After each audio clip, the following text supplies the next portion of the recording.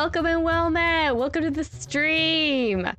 I'm Leah Theodosia, and today I'm playing Ace Attorney Investigations Collection with, you know, Miles Edgeworth. And also, hello! First stream of 2025 for anyone, I guess, anyone who's watching this more currently.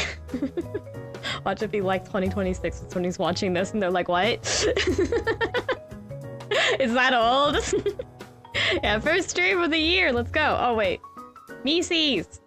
Okay, let's have my Mises out. So yeah, hello. I feel like wait more. Hi! I haven't seen you all year! Okay, dumb jokes aside.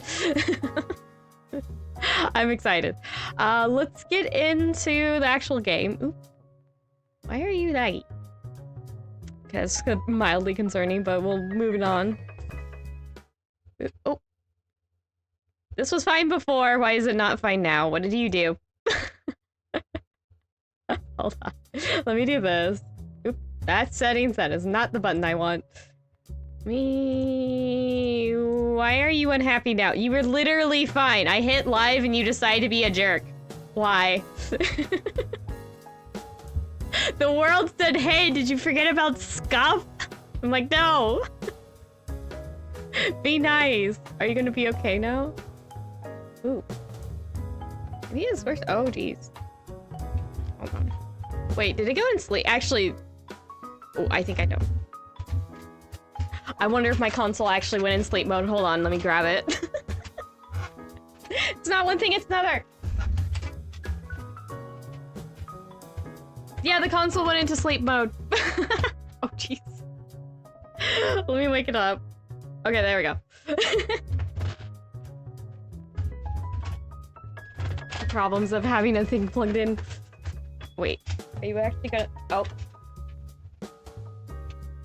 There. There we go!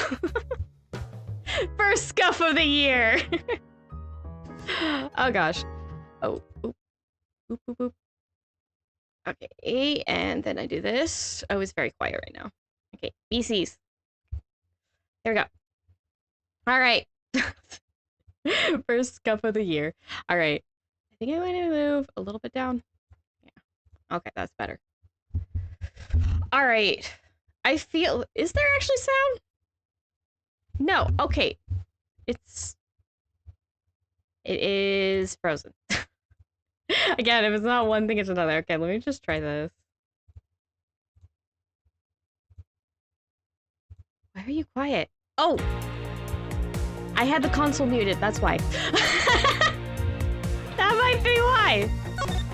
Okay, it's fine. It's fine. Okay. We're good. I'm just dumb. I knew something was going to go wrong on my end that I just forget to do something. Alright. I can only shake my head and laugh at myself a little. Alright, let's... Oop. And I dropped my controller. Oops. Didn't mean to do that. Okay. So last off, we're trying to get... Let's see. We're trying to get who the actual culprits are and like what's actually going on. We found a dude dead. Another guy got kidnapped. I say this and keep hitting things. I keep moving things around. I knew this stream would be a bit scuffy as my first stream after a break, but let's see, yeah. Okay. Oh, you know what? I can make chat smaller. I think that's a little big. Over here. Just a little bit. There we go. Okay.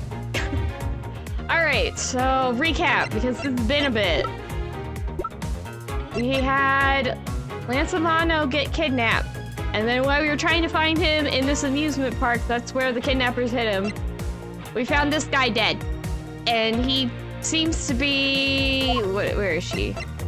He seems to be this lady's... Well, actually, no. We established that last time. We just established that our murder victim, is this guy... Or this chick's dad. Ah, jeez. I can't speak. And so yeah, we need to figure out what is going on with this kidnapping. Why did one of the kidnappers get murdered? Because he's presumably one of the kidnappers. So is she. And so now Edgeworth and Lang are arguing about who's the guy on screen. There we go, quick recap. Not very well. I was not prepared.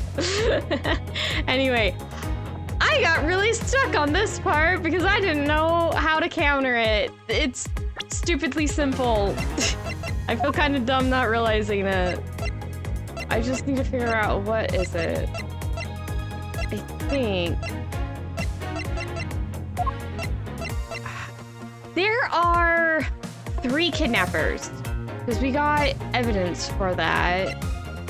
So I think it was under logic rather than like proper evidence, but we do know. I just need to remember how... I guess costume. Where did they mention the costume? Stolen costume. Oh yeah, here we go.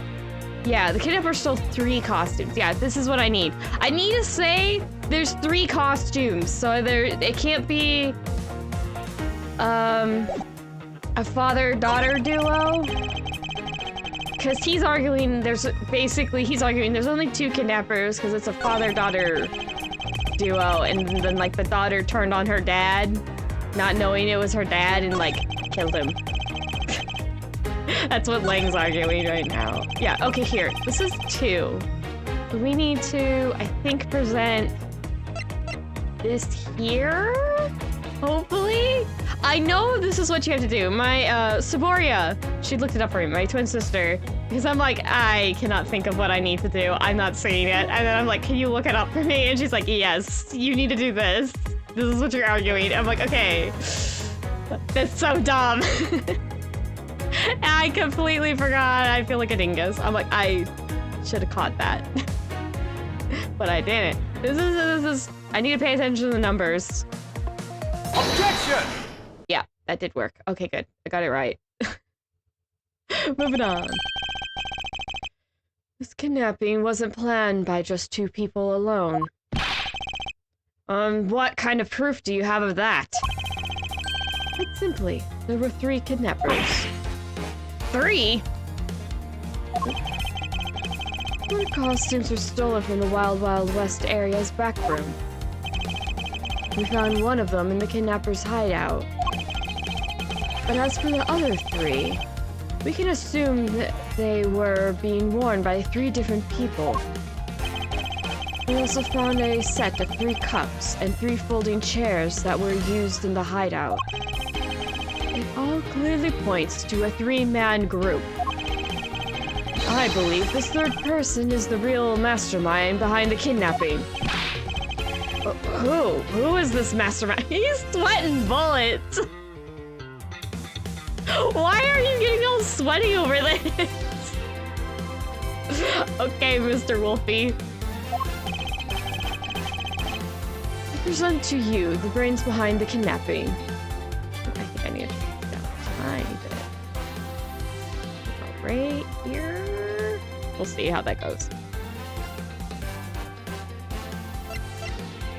I don't know how you would come to this conclusion, but I remember that I'm pretty sure this is the answer. Again, I have seen this game and my recollection's very spotty of what happened. This is my first time playing it though. Take that! Oh.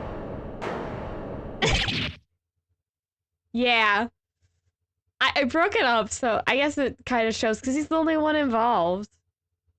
Oh, right! No, you come to that conclusion. This. Yeah, Tender Lender Loan Company. This is more important if you've already played the mainline games. Because you actually get to see, it says your beloved Viola. You actually get to meet Viola and one of the games that you play as Phoenix, so. You don't want to be lending money from this lady is all I'm gonna say. And if you do, you want to pay her back. You want to pay this lady back. Okay. Lansamano. Yes, abduction was in fact schemed up by Lance himself. Recall what he said when he appeared before us.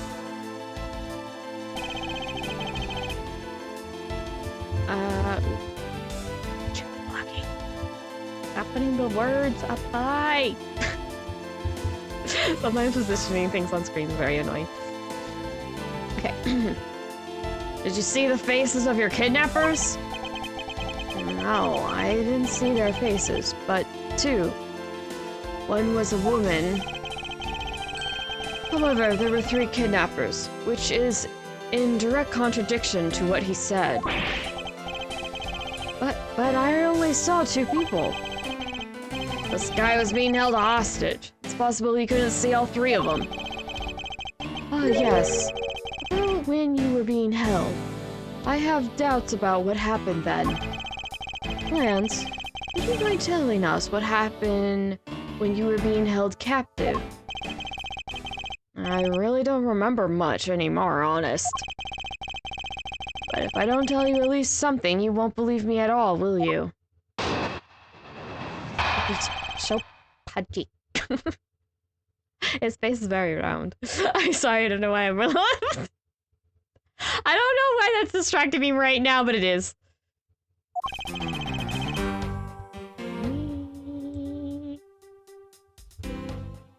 right there. I was kidnapped yesterday morning. They had me shut in that room, blindfolded the entire time. But the kidnappers suddenly disappeared around the time I heard rain falling outside.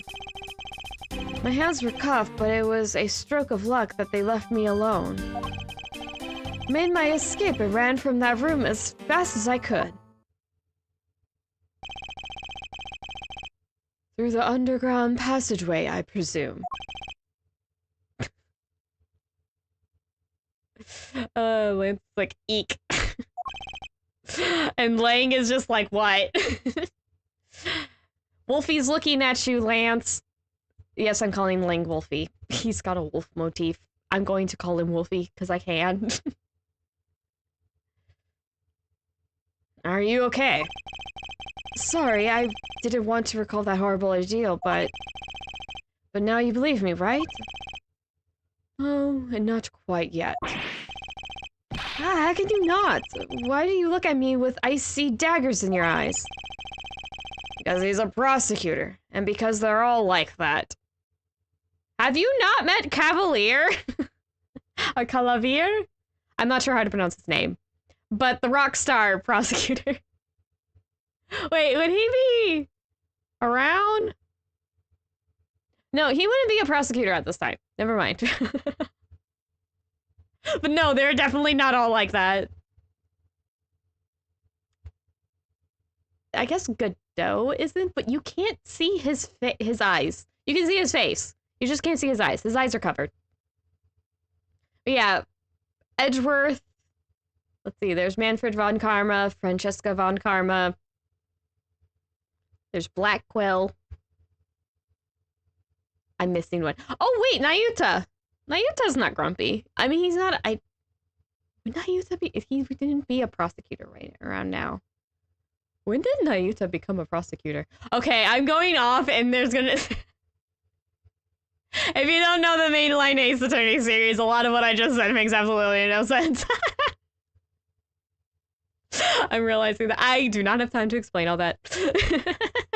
I'm just listing out the prosecutors. That's all you really need to know. Yeah. I guess, yeah, at this time, all the prosecutors are really grumpy. We get Clavier Gavin later, and Nayuta... What is his last name? Does he go by Shamani? Shahamadi? Oh gosh, I don't think I'm quite getting that name right. Anyway, I know his name is Nayuta. Anyway, this game. I'm getting distracted. What else is new? I'll have you know, Agent Lang, a prosecutor's eyes...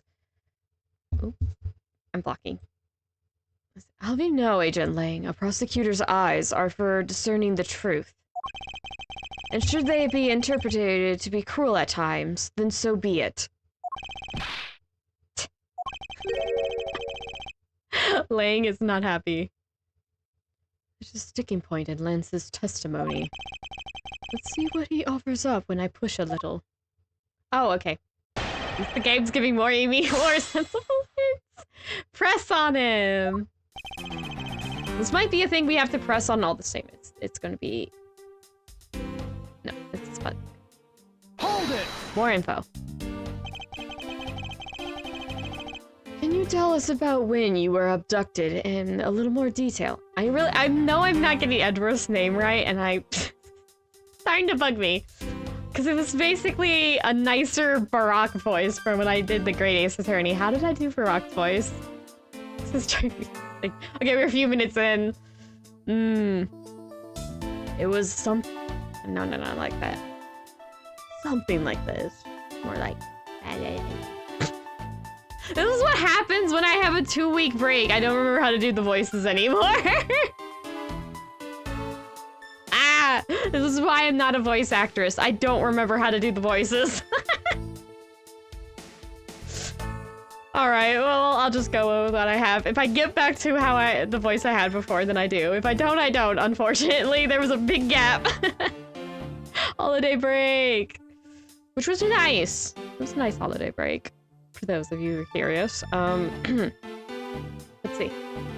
Can you tell us about when you were abducted in a little more detail? It was a strange morning. I felt like I was right in the middle of a great calm. And where were you when you experienced this calm? Family garden, of course. Where else could it have been? Why does his hair look so different in this angle? Well, excuse me for asking. This child's more princess than Edward! Rude! Diva! Diva! The word you want is diva. Princesses tend to be, oh, woe is me, stereotypically. Mind you, this game is a bit older. It's gonna show that it's gonna be a tad dated. Okay. I was out taking a walk to shake off the morning blah. And out of the blue, someone came from behind... Clamps? Oh, okay. Then out of the blue, someone came from behind, clamps a hand over my mouth. You didn't see your attacker. They must have been using some drug to knock me out. Or must have used some drug to knock me out. Because before I knew it, I was off in La La Land again. When I woke up, I was in the kidnapper's hideout already, all tied up. Okay. From the room in blindfolded. More info. By that room, do you mean the room in the kidnapper's hideout? You mean the room in the kidnapper's hideout, correct? Yes, but I was blindfolded the whole time. So I didn't know that until I made my escape. Then, you were in the same room as your kidnappers. They spoke in hushed tones, but I could catch bits of their conversation. It was definitely two people. One of them was definitely a woman. I was so scared. I could tell they were nearby, so I didn't dare make a move. Okay. Sudden disappearance. Around the rain. Time of rain. The kidnappers disappeared. The room fell into a sudden silence. I had been left behind like an unwanted mutt. What do you mean by unwanted mutt? A pointless question. It's not like he's gonna tell you anything new, you know. It's a poetic simile. You should learn how to use them too. You may look refined on the outside. It's no good if you're not refined on the inside as well. Yeah, just random. He has a wind. He has wind animation? Why is that so silly to me? Okay, well. Okay, so hands cuffed. Stroke of luck, they left me. Why was it a stroke of luck they left you alone? Then, those cuffs on your wrists. I suppose you are still cuffed in that case. I am well aware of how I am chained to reality. I couldn't find the key, so I'm afraid that I'm stuck like this. Until I escape from that jail cell, I will forever be a prisoner. Okay. Hold it!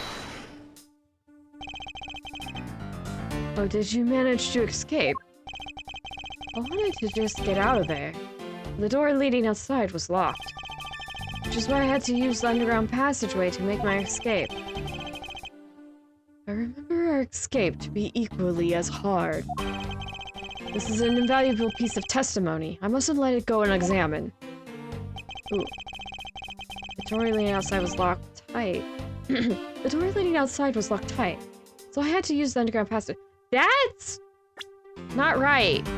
The only thing keeping that door shut was because there was this prop sword, which I wonder what it was made out of that was able to so firmly block a door. Is it like wooden? Or is it actually metal and it's just dull? Yeah, it was used to jam the handle of the hideout's door. Objection! Ba-da-da. You say the door leading out was locked, but was it really? His hand slipped out of the key! We're talking about that room behind the saloon front, right? Look, I heard that it took quite a few men to get that thing open. Right, Shina? Yes, that's correct. And took a look at this. What's that? A sword? An especially reliable one if it's broken like that. Allow me to start from the end. My conclusion is that the door was never locked. It was simply held shut by the sword, which was used to jam the handle.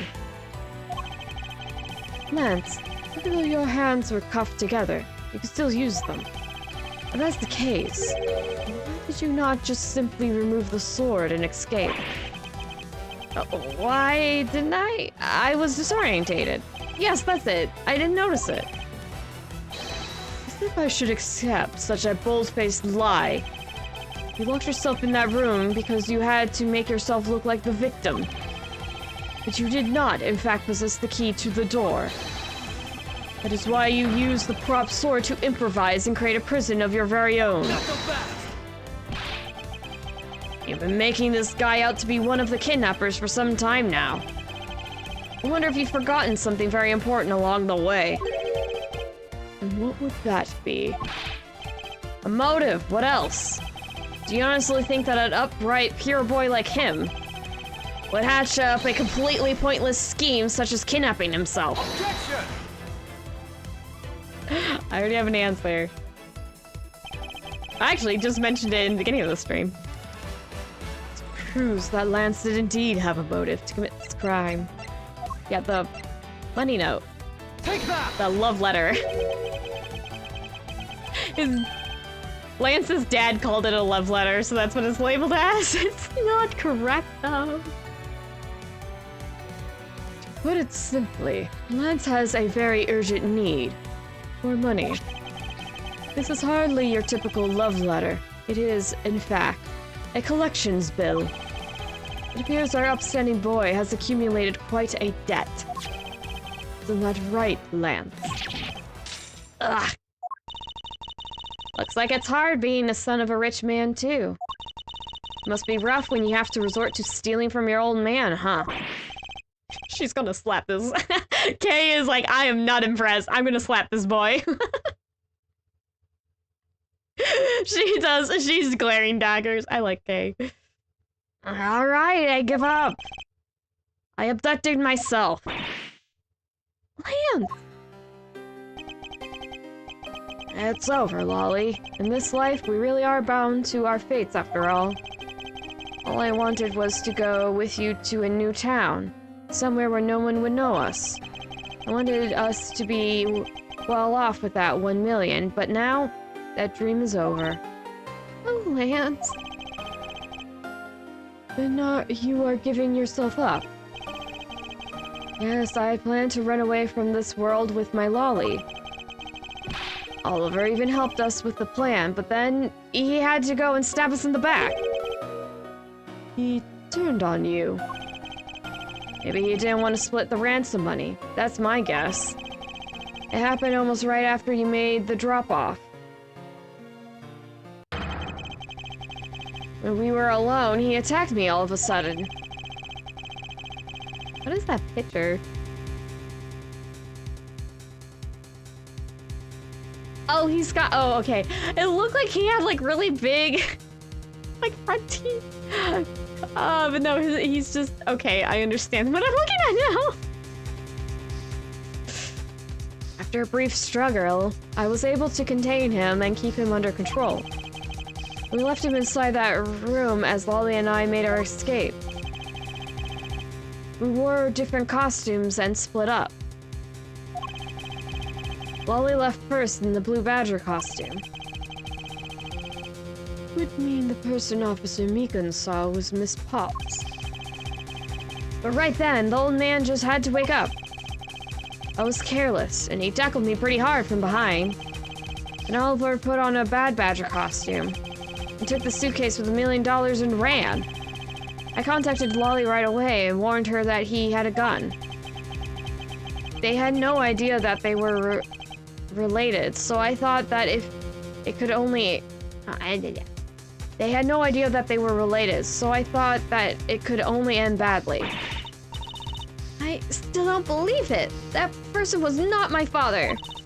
Because if he was, I just killed my own father. Lolly, then it really was you? Ooh. Now we're talking to Laura Pops. Chain of events. That man was not my father. I mean, because at the stadium, there's a bad badger pulling the suitcase with the 1 million in it. That badger pointed his gun at me and aimed to shoot me dead. That's why I used the gun I got from Lamb. There was a gunshot, the other person crumpled to the ground, and I ran, scared for my life. I think the big picture's finally coming into focus, don't you?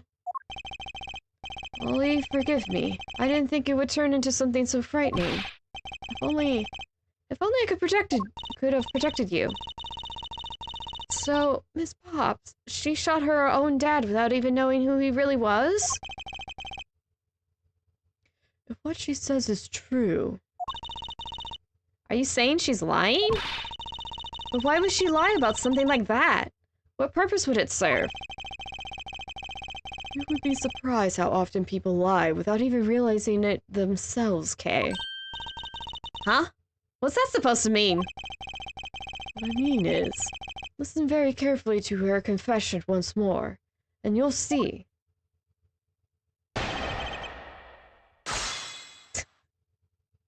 I like how she's like struggling to not cut her hair. I need to get a drinky. Oop. In my face.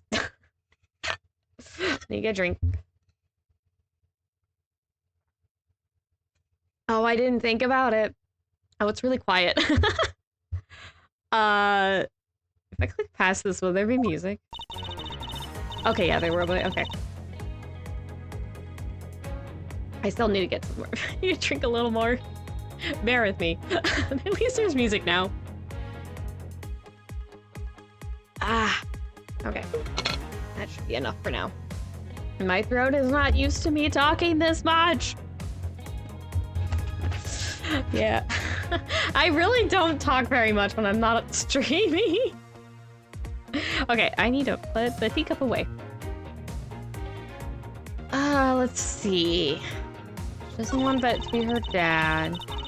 Bad badger pulling the suitcase. Wait. Didn't we see something about a suitcase? I don't mean to shoot me that. Wait, yeah, okay, wait, no. I'm gonna look at evidence. Bad badger head. Wait, where were the missing costumes? Okay, there's... Right, a bad badger was missing, but... we have... Wait, is it just that it couldn't have been dressed up in the bad badger? Because the head was left in the isolation room? That was the room Edgeworth was in. That doesn't make... Okay, well, let's try that. Okay. Bad badger. Hold on, let me save, because it might be wrong, and I'm gonna have file. In case it's needed. I got hiccups a bit. This. Objection! No. Yeah, no. I'm just gonna load it. People take too long to talk. This is the main reason why I will at times is because like the nope, that's wrong dialogue takes a while. I'm just like, will you just be quiet and just let me try again? No, it's not just that. Okay, what else do we have? That is suspicious, but we might... I should press on that, but let me look at the more info. Okay, we don't need to know more about the badgers. Photo rally means... Right! The bad badger only shows up for the show. One of each of the 4 family members wandering through the park. Because the bad badger only shows up during the show. We learned that last time.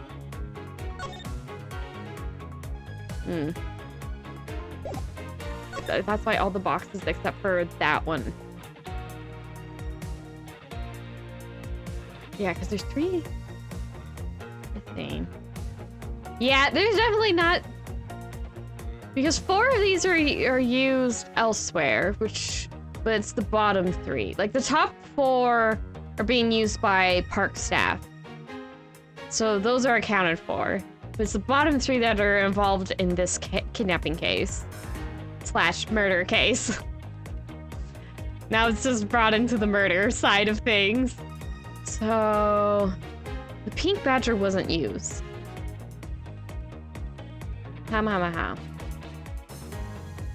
But we found the badger costume. Yeah, we did. There's no blood on it. I mean, you would have noticed. This guy man got shot. No. Badger. Blue badger mobile. It's proto badger mobile.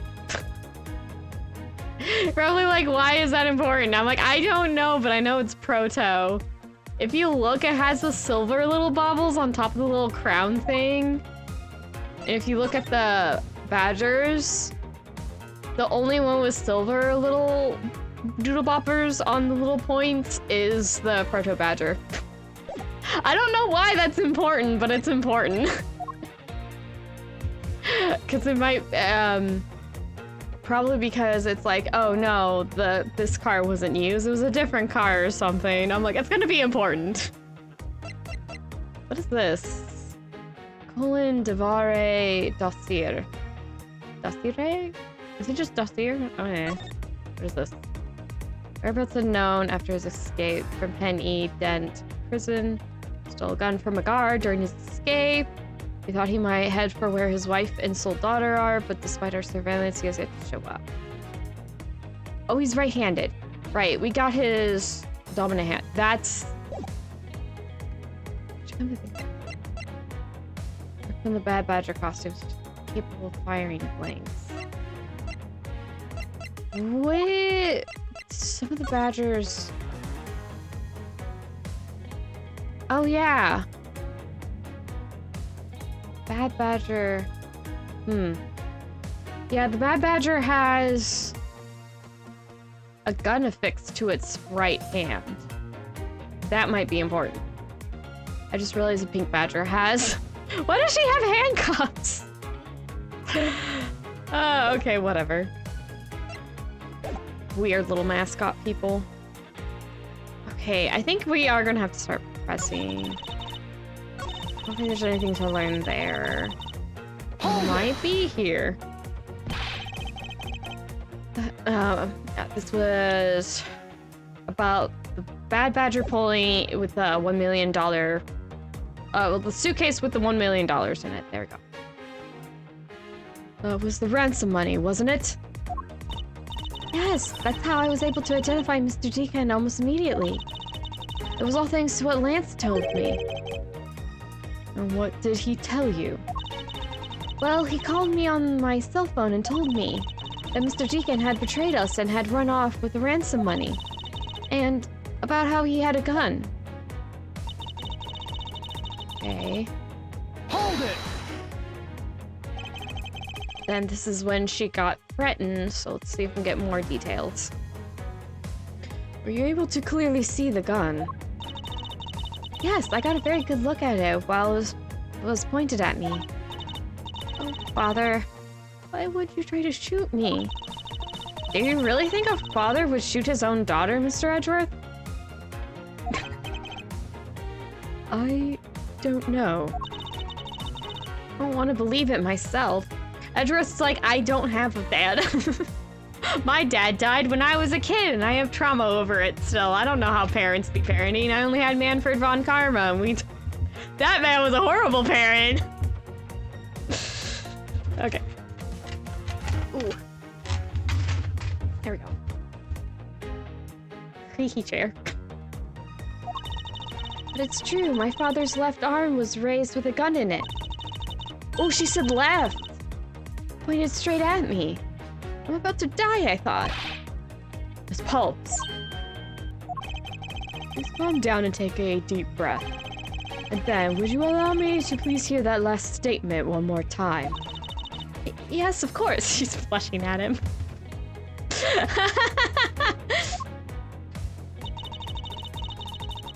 He's not left-handed. I just saw that. I was like, oh wait, that should be important. Was this thing? Yeah, it was this thing. Here we go. Smirky and shakehead. I have here a dossier on your father. In accordance to this, your father was right-handed. Ah, then... The person pointing a gun at you from atop the stage was not Mr. D. Khan. Hold on there, Mr. Prosecutor. I think you need to take a refresher course. The Bad Badger has a model gun attached to his right hand, which is why the only hand he could have held the real gun in was his left. Isn't it possible that it went down like that? Agent Lang, you paying attention to what Miss Pulps was saying? Then again, I suppose I can't expect someone who has never set foot in court to catch it. He's throwing shade at Lang now. Lang's been throwing so much shade at him. He's like, you're a prosecutor. You're only in the courts. You wouldn't understand. And Direct just throw it back in his face. Off with the smugness. Out with it already. He's sweating bullets.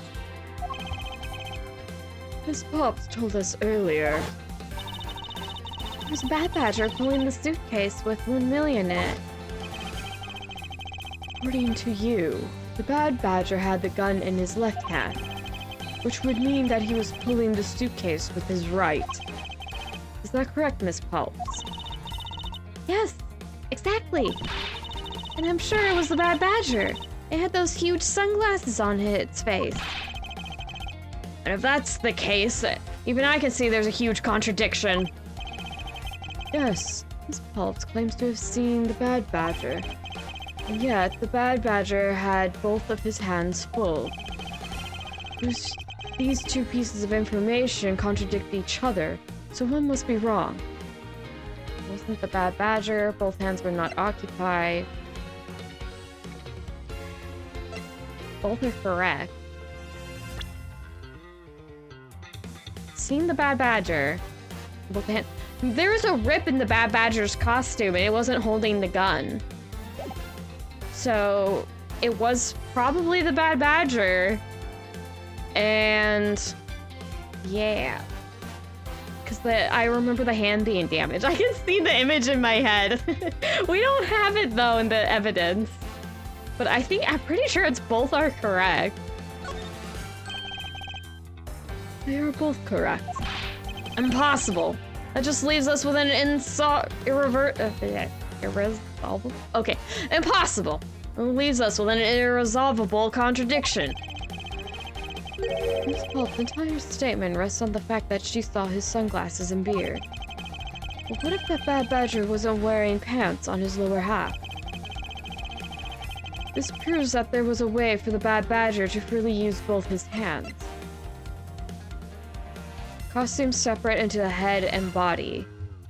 Oh, I think that might be the important. I was thinking this might be what we need, and yes, this is what we need. Because I think we need the first sentence here. Take that! The costumes have two parts to them. A head and the body. Oh! I get it now.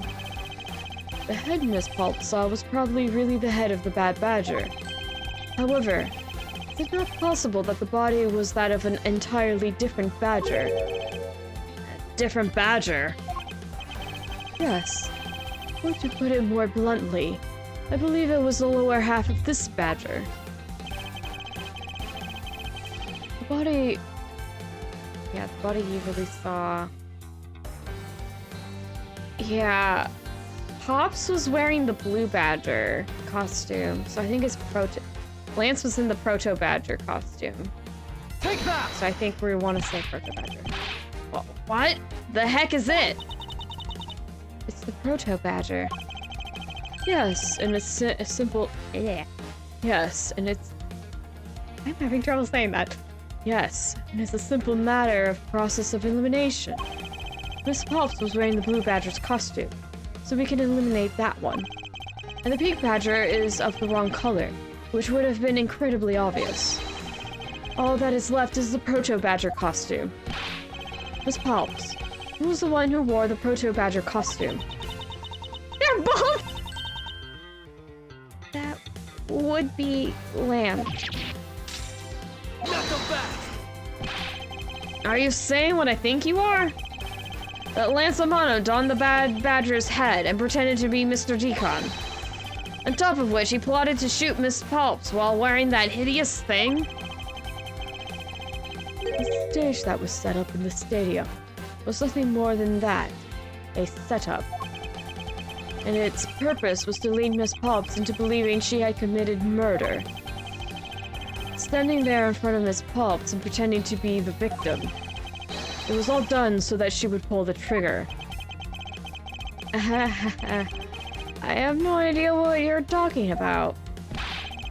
Why exactly would I have to go... What exactly would I have had to do all that, huh? There's but one reason, Lance Amano. You are the real culprit behind the murder of Mr. Oliver Deacon. What? No! That's slander! Take it back! You take it back right now. Just out of curiosity, Lance, which is your dominant hand? I am left-handed. What does that have to do with anything? It depends. According to Miss Pops, her attacker held a gun in his left hand. Ha! Who is what-handed doesn't prove a thing. And besides, now you're just being absurd. It's not like the proto-badger is bulletproof. One misfire and he would have found himself dead, right? Objection! Of course. Logically, if he had been shot, he probably wouldn't be here with us. But I believe he had thought of that as well, and prepared accordingly. And this should be all the evidence you need. This is how Lance made sure that he wouldn't be hit by a bullet. I think the Bad Badger gun fires blanks. And it was ripped from the hand. How do I say that? Do I show this? I might have to show the book. Oh wait, no, this. Missing model gun. Yeah. It was ripped from the Bad Badger costume. It's capable of firing blanks. Yeah, okay, we had this. Okay, yeah, this. We found one half of a Bad Badger costume in the hideout. The broken one. It was not the same one the victim was wearing. Plus, it was missing something. And that something is the model gun that the Bad Badger carries, which can fire blanks. What? Miss Pulse, where is the gun you use now? I threw it away into the sea. That makes it a bit tough to verify what it was. Although I believe we can safely assume that it was the model gun in question. I've heard enough. All you've been spouting so far is pure conjecture. I admit, as long as the model gun is lost to us, I can't prove that I'm right. However, I can say that the probability that I am right is very high. Okay, let's pretend you're right, and that the murder at the stadium was a fabrication. In that case, where do you think the murder really took place, Mr. Prosecutor?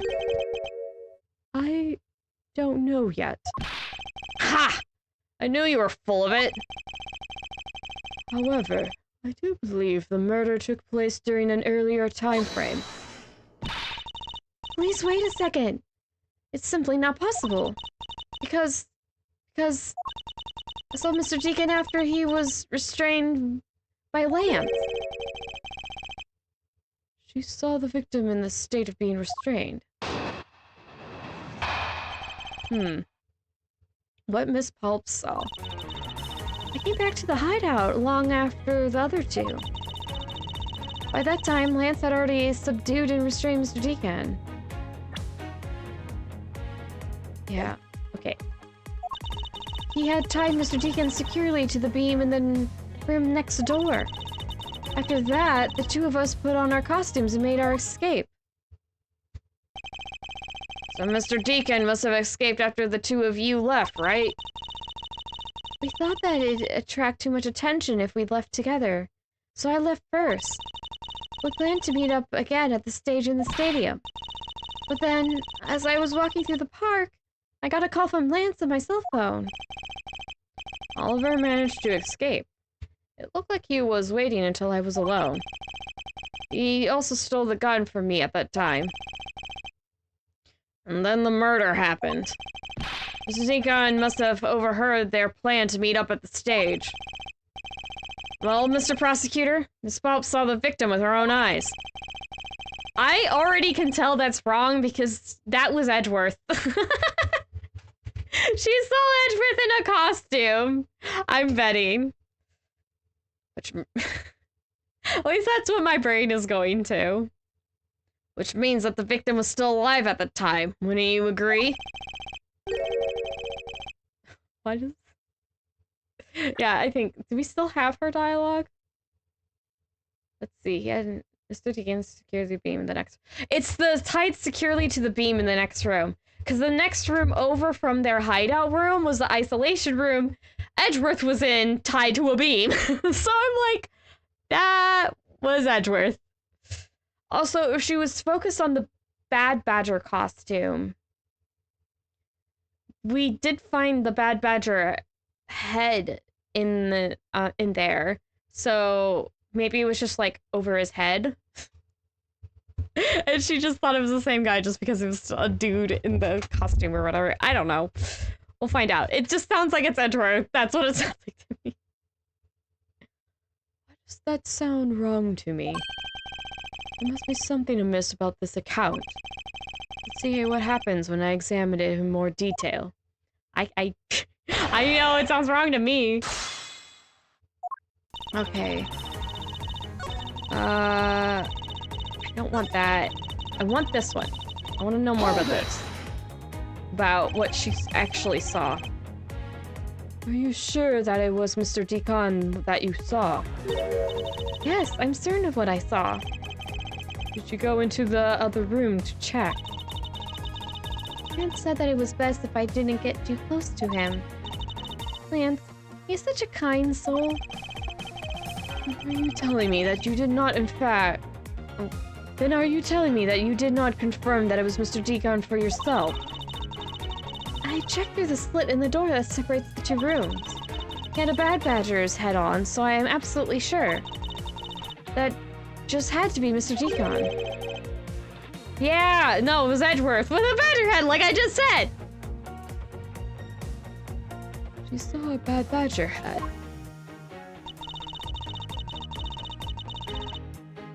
Oh wait, do I have anything to say to that, though? Isolation room. One of each in the park. Oh, stolen costumes. Blue Badger is Lauren Pops. Heard about this updated. Proto Badger is Lance. Bad Badger is Oliver Deacon.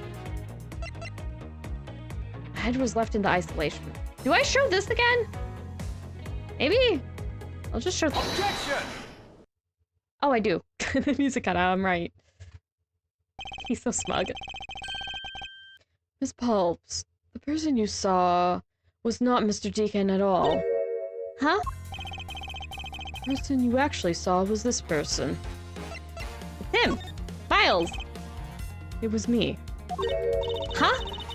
The person I saw was you, Mr. Edgeworth.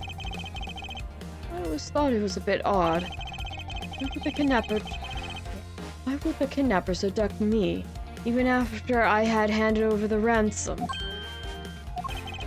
It's not as though I saw the face of the kidnappers. If I were them, I would have just taken the $1 million and ran. But, in the end, there was a point to it all. It was to make me look like Mr. Deacon. If that was the reason for which I was abducted, then I believe we can assume that the victim was already dead at that time.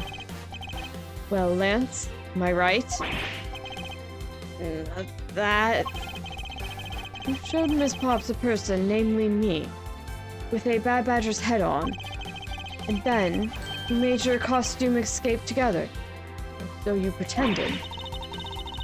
Uh-huh? What do you mean he pretended? Exactly that. I believe Lance watched you escape, and then doubled back to the hideout. Probably to come and remove the Bad Badger head from my unconscious self. And to create his fake prison with a prop sword. And then he escaped via the passageway. Hold your tongue, boy. Don't get caught up in that tidal wave of words coming out of Mr. Prosecutor's mouth. Tidal wave?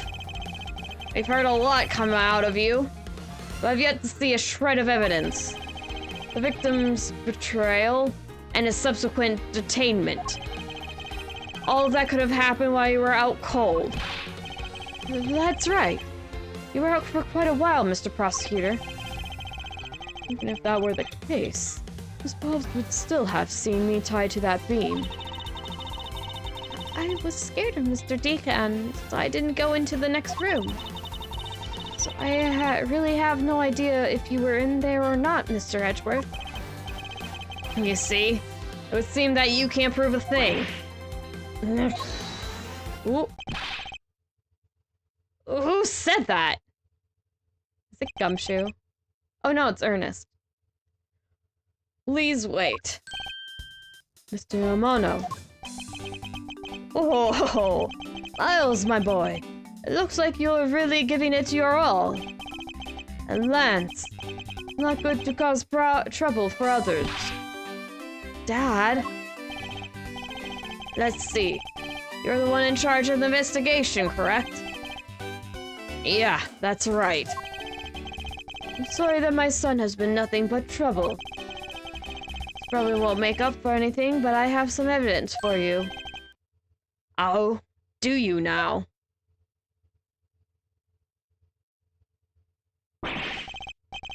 It's the Bad Badger costume. Is that what I think it is? Oh! It's very wet. It was found in the water. I bet it was in the sea. There's another gun. Ooh. Oh! There's something in the head! Interesting. It's the Bad Badger costume the victim was wearing! And a gun! I couldn't wait around for the police, so I went and found these myself. It appears that they were disposed of in the sea. Ugh. Is there no one in this country who actually obeys the law? There. Now. Agent Lang, please calm down. Ah, the heck is this scrap of paper? This appears to be a letter from the Chief of Police. Please allow Mr. Amano to complete freedom to do as he sees fit, it says. He has I do what I want paper!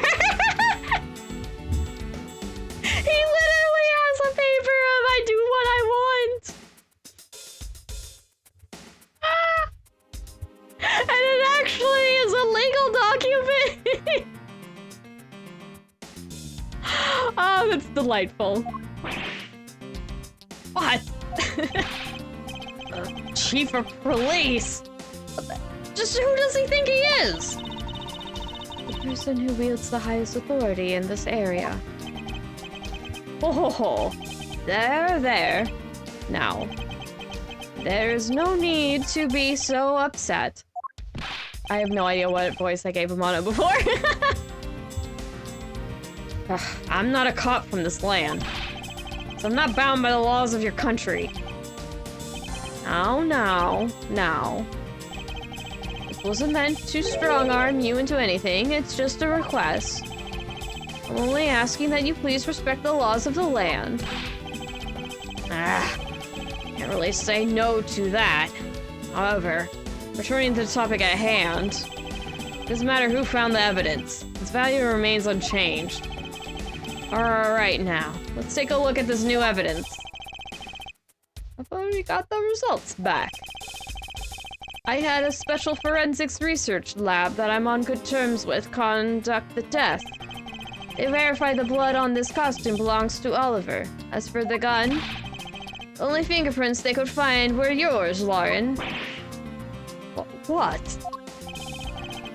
You disappoint me, Miles. I can't believe that you would cause my son such stress and heartache. Thank goodness I was able to find the final pieces of evidence.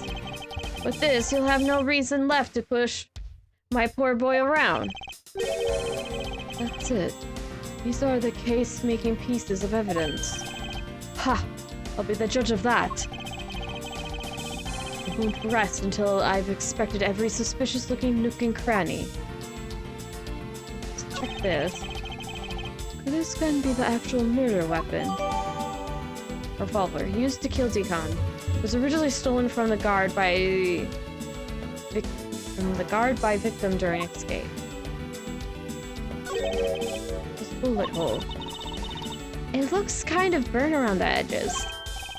Wait, those burn marks were left by the gunpowder. This is a most important fact. Why is that? Because it is proof the victim was shot at point-blank range.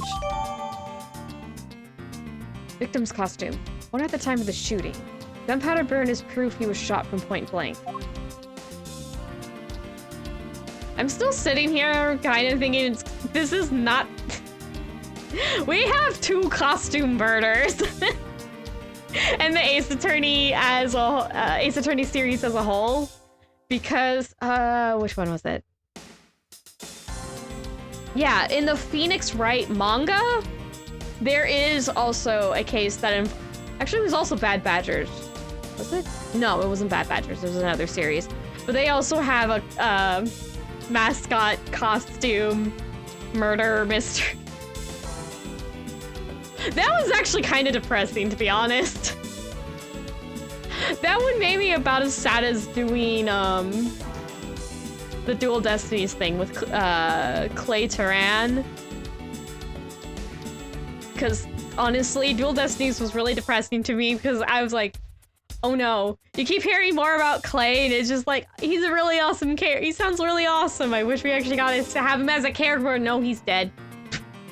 Ah! But yeah, they had another victim where I'm like, this guy sounds like a cool dude, but he's the victim in this murder case. I'm like, why do the characters I immediately get a liking to end up dying? Okay, what is in the head of this costume? What's this? It looks like there's something inside the costume head. Oh, it's a piece of glass. Hey, they sparkle, but they're really valuable. Sorry, but they're just pieces of a mirror. Oh, it's a mirror. But why are they in here? Oh! There's mirrors in the Haunted Mansion thing. Ooh. That's all the info we get. Well, are these not the most definitive pieces of evidence you've ever seen? Thank you, Dad. This should be enough to convince even Mr. Edgeworth over there. Nope, Edgeworth's gonna read you the riot act! Decisive evidence. Make no mistake. There are fingerprints on that murderous gun. And it proves that it was Lolly who killed Oliver. But Oliver was also after Lolly's life. So, Mr. Edgeworth, you must see that Lolly was only acting in self-defense. The fingerprints on the weapon.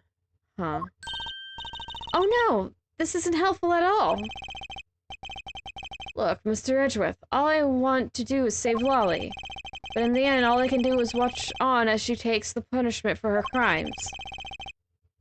That may be all you can do. However, I still have a case to solve and a job to do.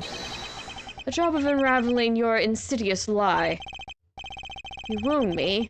Why won't you believe me, even in the face of all this evidence? Because he sees it differently.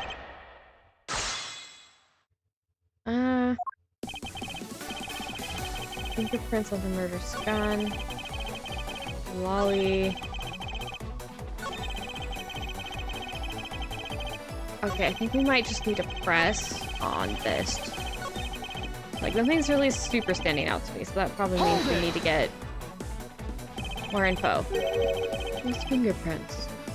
Are you sure they belong to Miss Potts? There's just a mistake about it. Though through my connections, I had the best forensic techniques money can buy performed. I find that to be a bit peculiar. What? Are you trying to pick an argument with me? What should I do? Should I raise an objection? I need to look at the... Oh, I can look at things. Actually. From Miss Potts' fingerprints on this gun. Hello, Grandma Iris! Welcome, welcome. Can you let me hold it for a sec? I shouldn't if you don't know how to handle it. Besides, Miss Potts' prints are on it. Look, I'm wearing gloves. I'll be okay. I just want to take a look, that's all. It's not like I'm going to run off with it. The only things I don't return are treasures. Stealing either one would land you in jail, you know. There's a horse on it! Pony! I don't know why I'm distracted by that. Can I look? Oh, hello. Give me all your money. That's what I think of whenever I have when I'm investigating one of these. Can I see how many bullets are in this thing? Game. Really? Really? You won't let me look at it. What am I supposed to look at? We have one thing. There can't... Is there really just the one thing? Ah! Okay. Ooh, that's profiles. I do not want profiles. I wanted to look at the evidence more.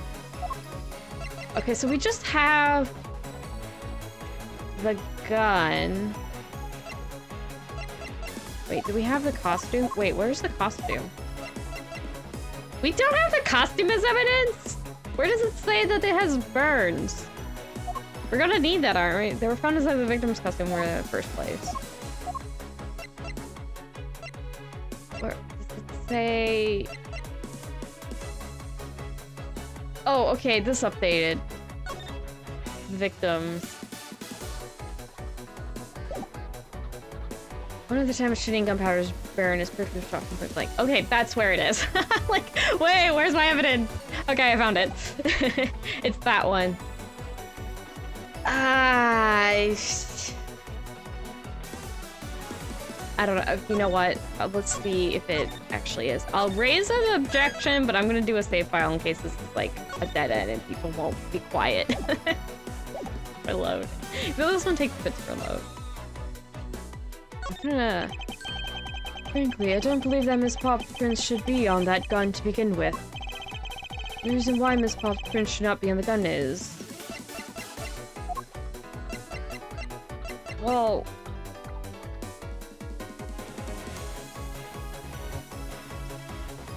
Well, if it was originally stolen from a guard...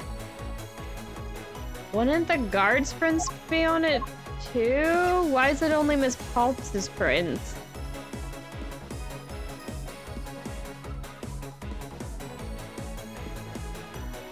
I don't think this will work though. But it does make me suspicious. I don't think this is gonna work. Yeah, no. We don't have... We don't have...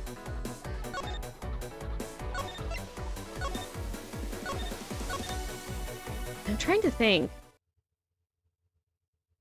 The costumes... Yeah, it's the right hand of the costume. Still has the gun. These are the questions that inquire minds. Hello, Margaret. Welcome, welcome. Don't raise an objection. No, I don't think that's the place. Will he show up every time I press on here? Sure, calm for someone who's accusing his own girlfriend of murder. You have it all wrong. Allowing her to pay the price is a form of love. She says that she also wants to pay back her debt to society, but... Nope. I want to smack this child. I say, but he's like 23, isn't he? No, he's 21. I want to smack him. Brat! Okay, what goes after Lolly's life? Why do you believe that the victim was set on taking Miss Pops' life? I suppose it's because he wanted to silence her. To keep her quiet because she knows the truth behind the kidnapping. In that case, why did he not target you as well?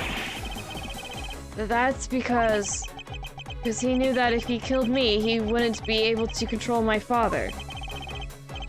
Oh, right you are. Even if it cost me millions, I would have had the killer found. Spoiled man, maybe? Yeah, that's an accurate description. I believe he didn't kill you for an entirely different reason, however. I digress. Look, more than why he didn't kill me, I'm worried about what happened to Lolly. Lolly was actually in self-defense. Justified self-defense. I suppose that is a possibility, given the circumstances. Really? Oh, thank goodness. However, self-defense was not necessary in this case. What do you mean? Miss Phelps is innocent. She didn't do anything. So why would she need to defend herself from nothing? You still don't believe a word I say, do you? This entire argument hinges on the fact that her fingerprints are on the gun. However, the truth does not lie there. It lies in whatever he's hiding from me. But not for long. Oh, wait! Hold on.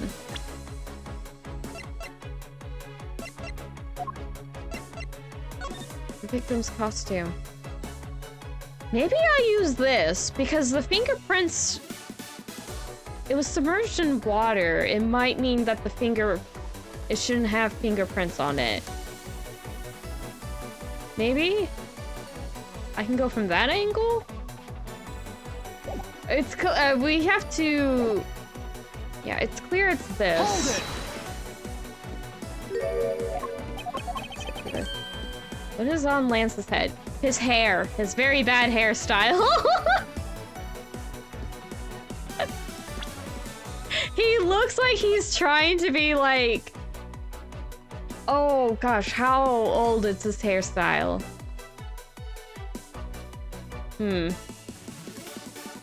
I've seen animated characters.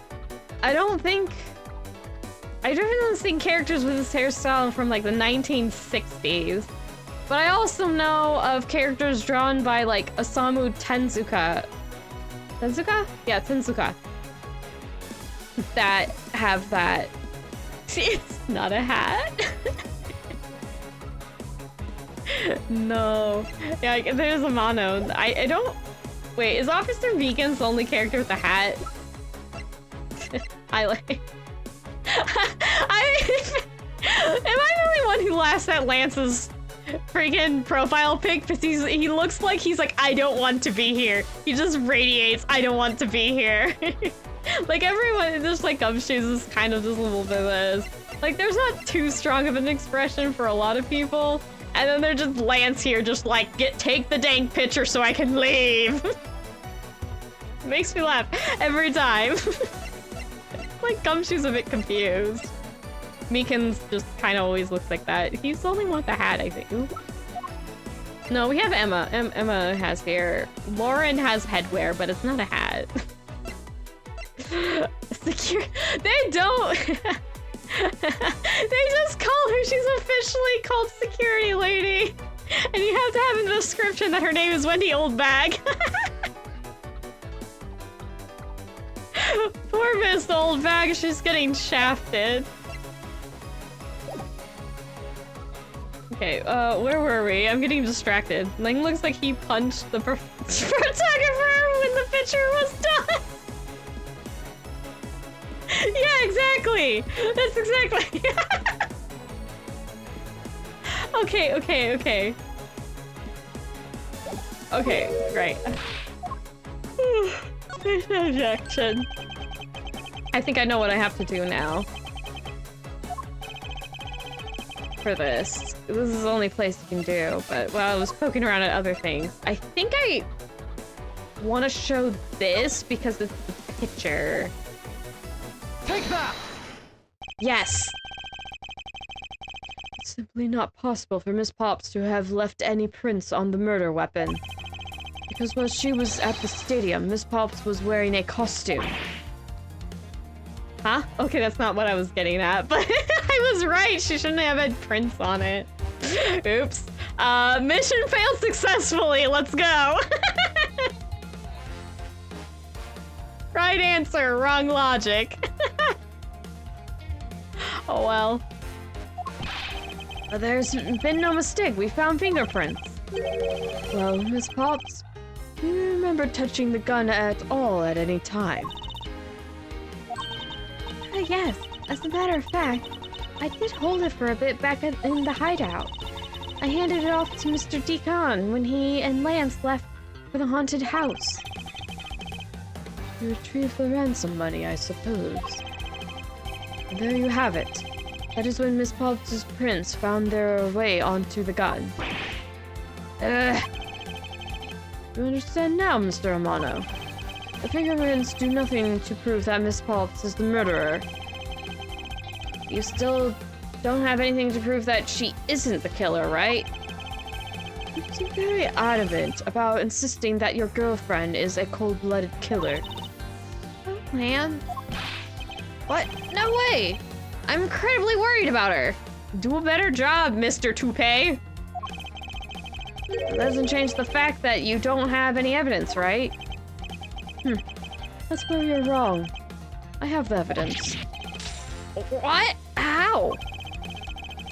The story that Miss Pops killed the victim at the stage in the stadium. The whole affair is simply not true, because that was not the real crime scene, but a setup. The proof that the real murder was not committed at the stadium. This proves that the real murder was not committed at the stadium at all. I think it's the costume again. Because this is point blank, meaning it can't be like any more than like an inch or something, maybe a half an inch. To get burn marks from a gun, you gotta be very close to the gun. Barrel at the time it's shot. So like if you put it against like a piece of wood, it would get burn marks. Yeah. This is also why I think guns with blanks are also dangerous. It's not because you're gonna be harmed when you're far away. It's because even if you have a gun with that only fires blanks and you put up against something, it will burn the thing you put it up against. So yeah, I think this is what it's getting at. Because if the murder happened in that stage setup, that's too far away for the burn marks to happen. So it's proof that it was a setup. That's what I think we're going with. Let's see if I'm right! Take that! Just take another good look at the costume the victim was wearing. Then I believe you will see why I insist he was not shot at the stadium. This is the part of the costume that proves it. Oh, can I get it lined up? Take that! Did I get it lined up? Okay, I did. The burn around this bullet hole was made when the victim was shot at point-blank range.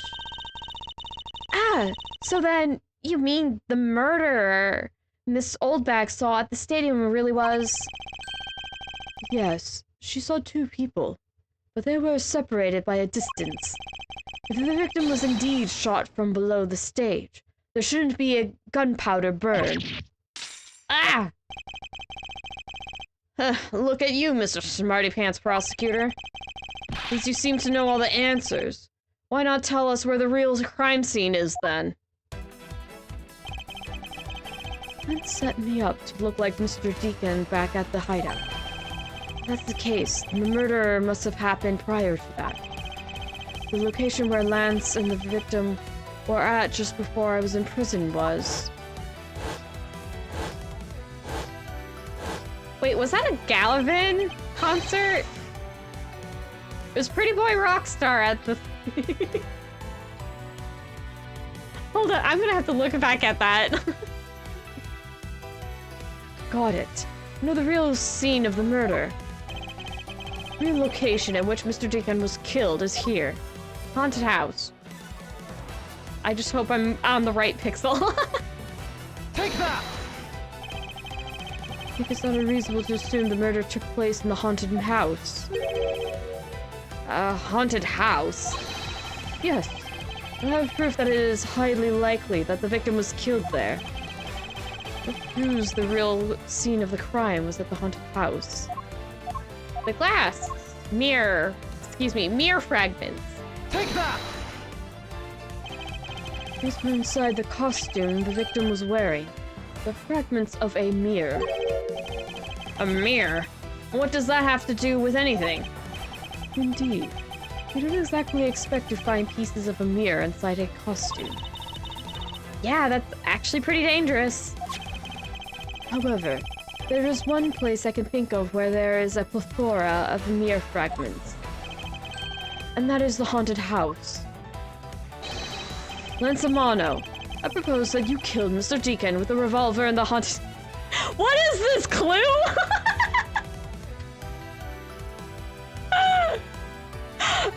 You, Mr. Deacon, was killed in the haunted house with the revolver. It sounds like a game of Clue.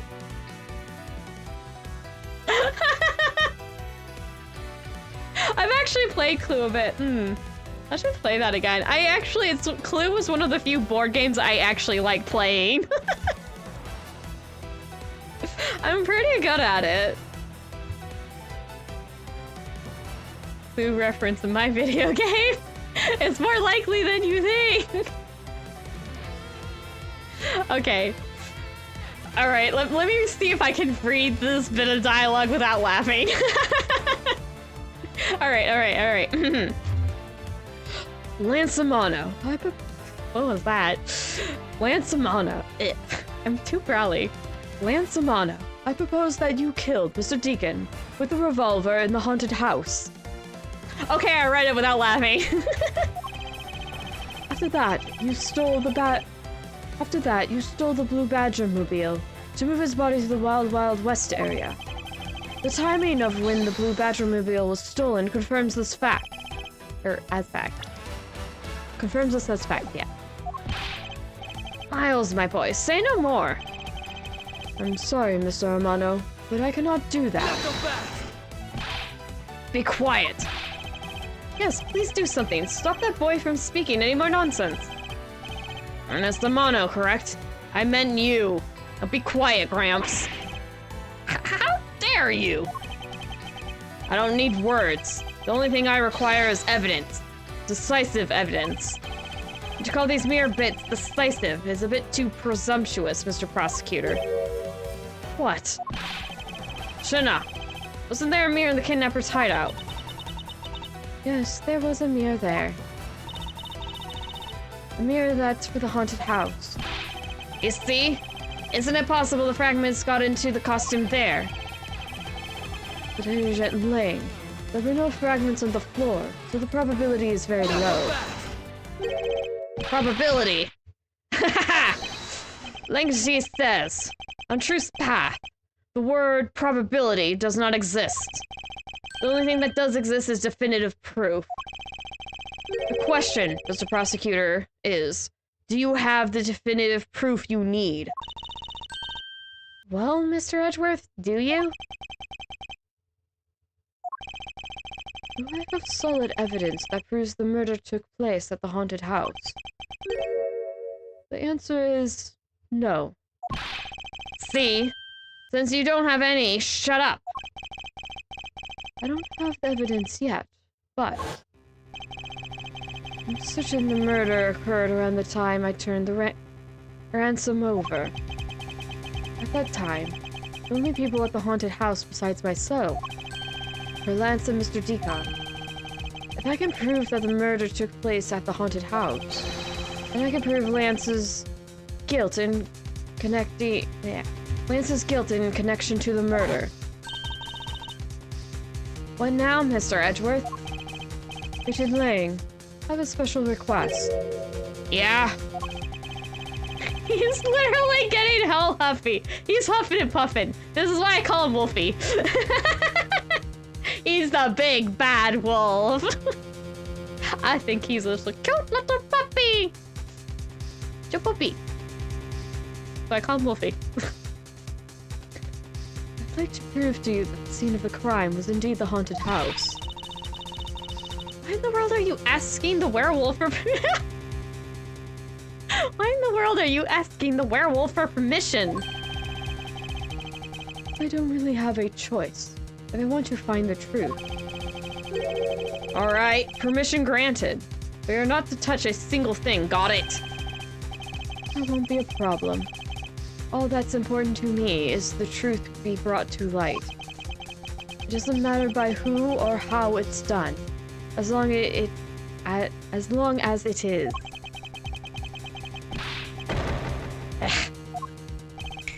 Shina!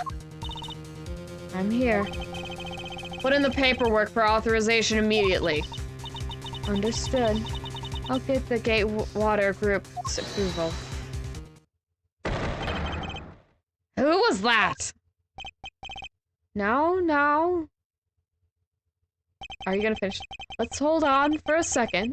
There's no need to obtain approval. Mr. Romano. Agent Lang, if you would please look at this. What's this? Shina! Do you not know how to read English, Lang?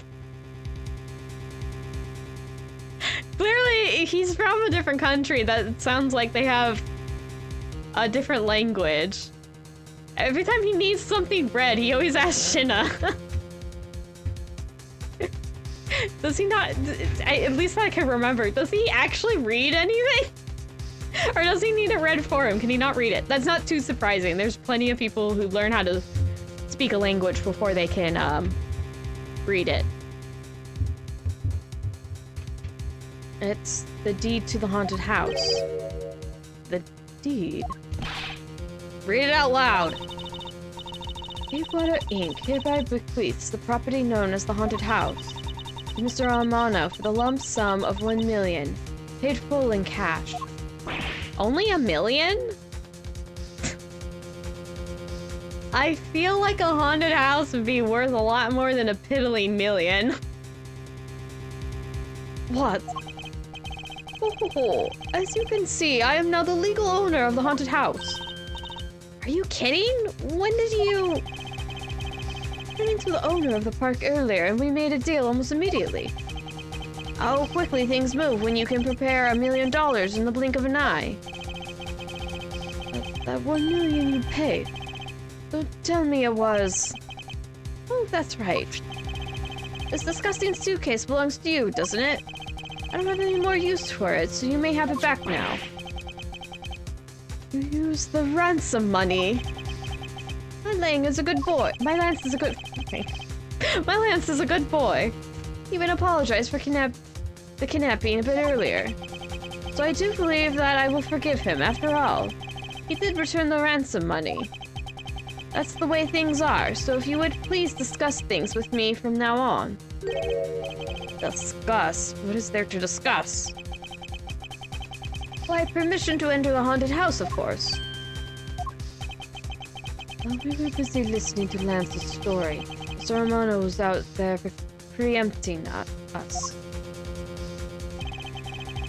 Permission to search the house is denied. End of discussion. Agent Lang, I want you to arrest that girl. And Miles, you should hurry on home now, my boy, before I really lose my temper. Mr. Romano definitely has the deck stacked in his favor here. What should I do? If I leave it like this, the truth would be lost forever. Oh, to be continued. Here we go. Hello.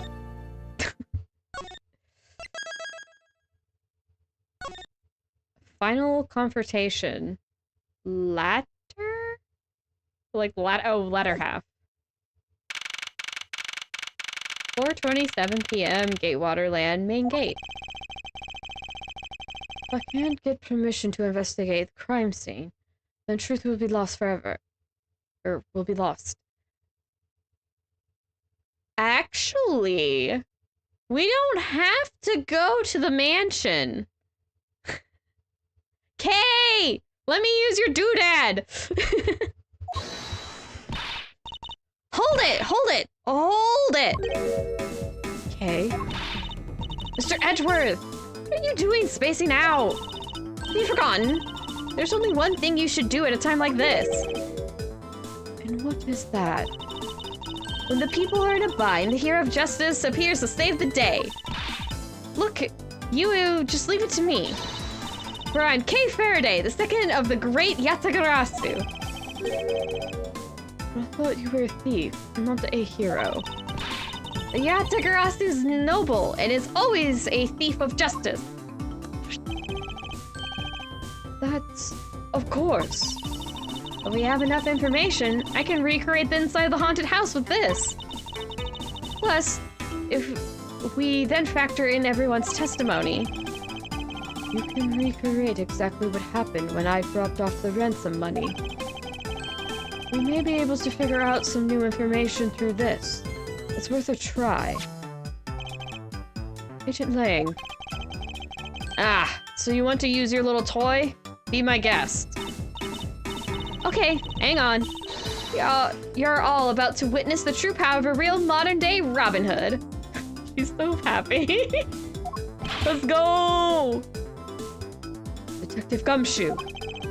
Is there a copy of the haunted house's blueprint among the police reference documents? Yes, sir.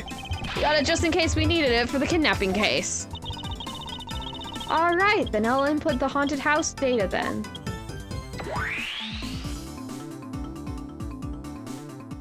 No one fall... Everyone watch your footing, you don't fall off the bridge.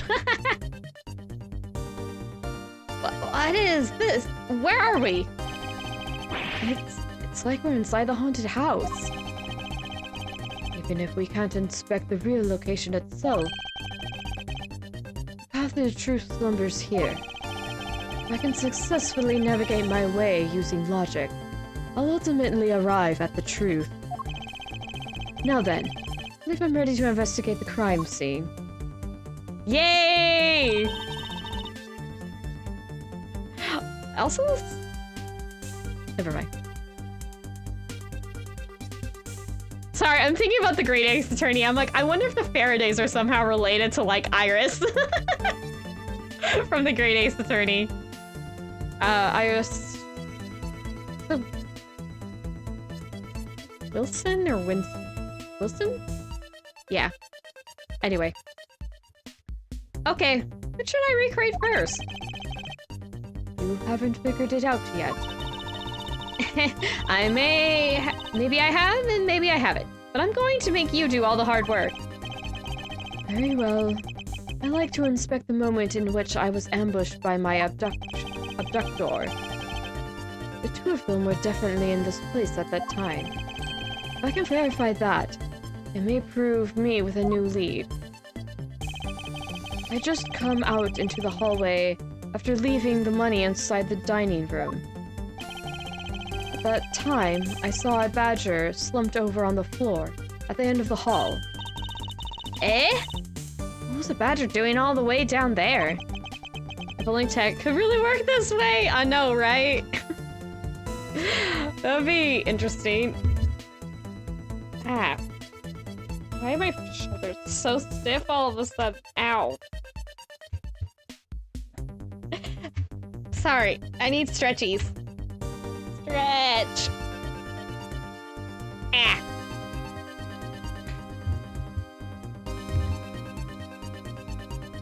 I also thought it strange. However, I thought that maybe it was simply a mannequin that was set there for atmosphere. Do you know which badger it was? No, it was too dark to tell. All I saw was its silhouette. In that case, I'll just program a badger silhouette in for now. Okay, programming complete.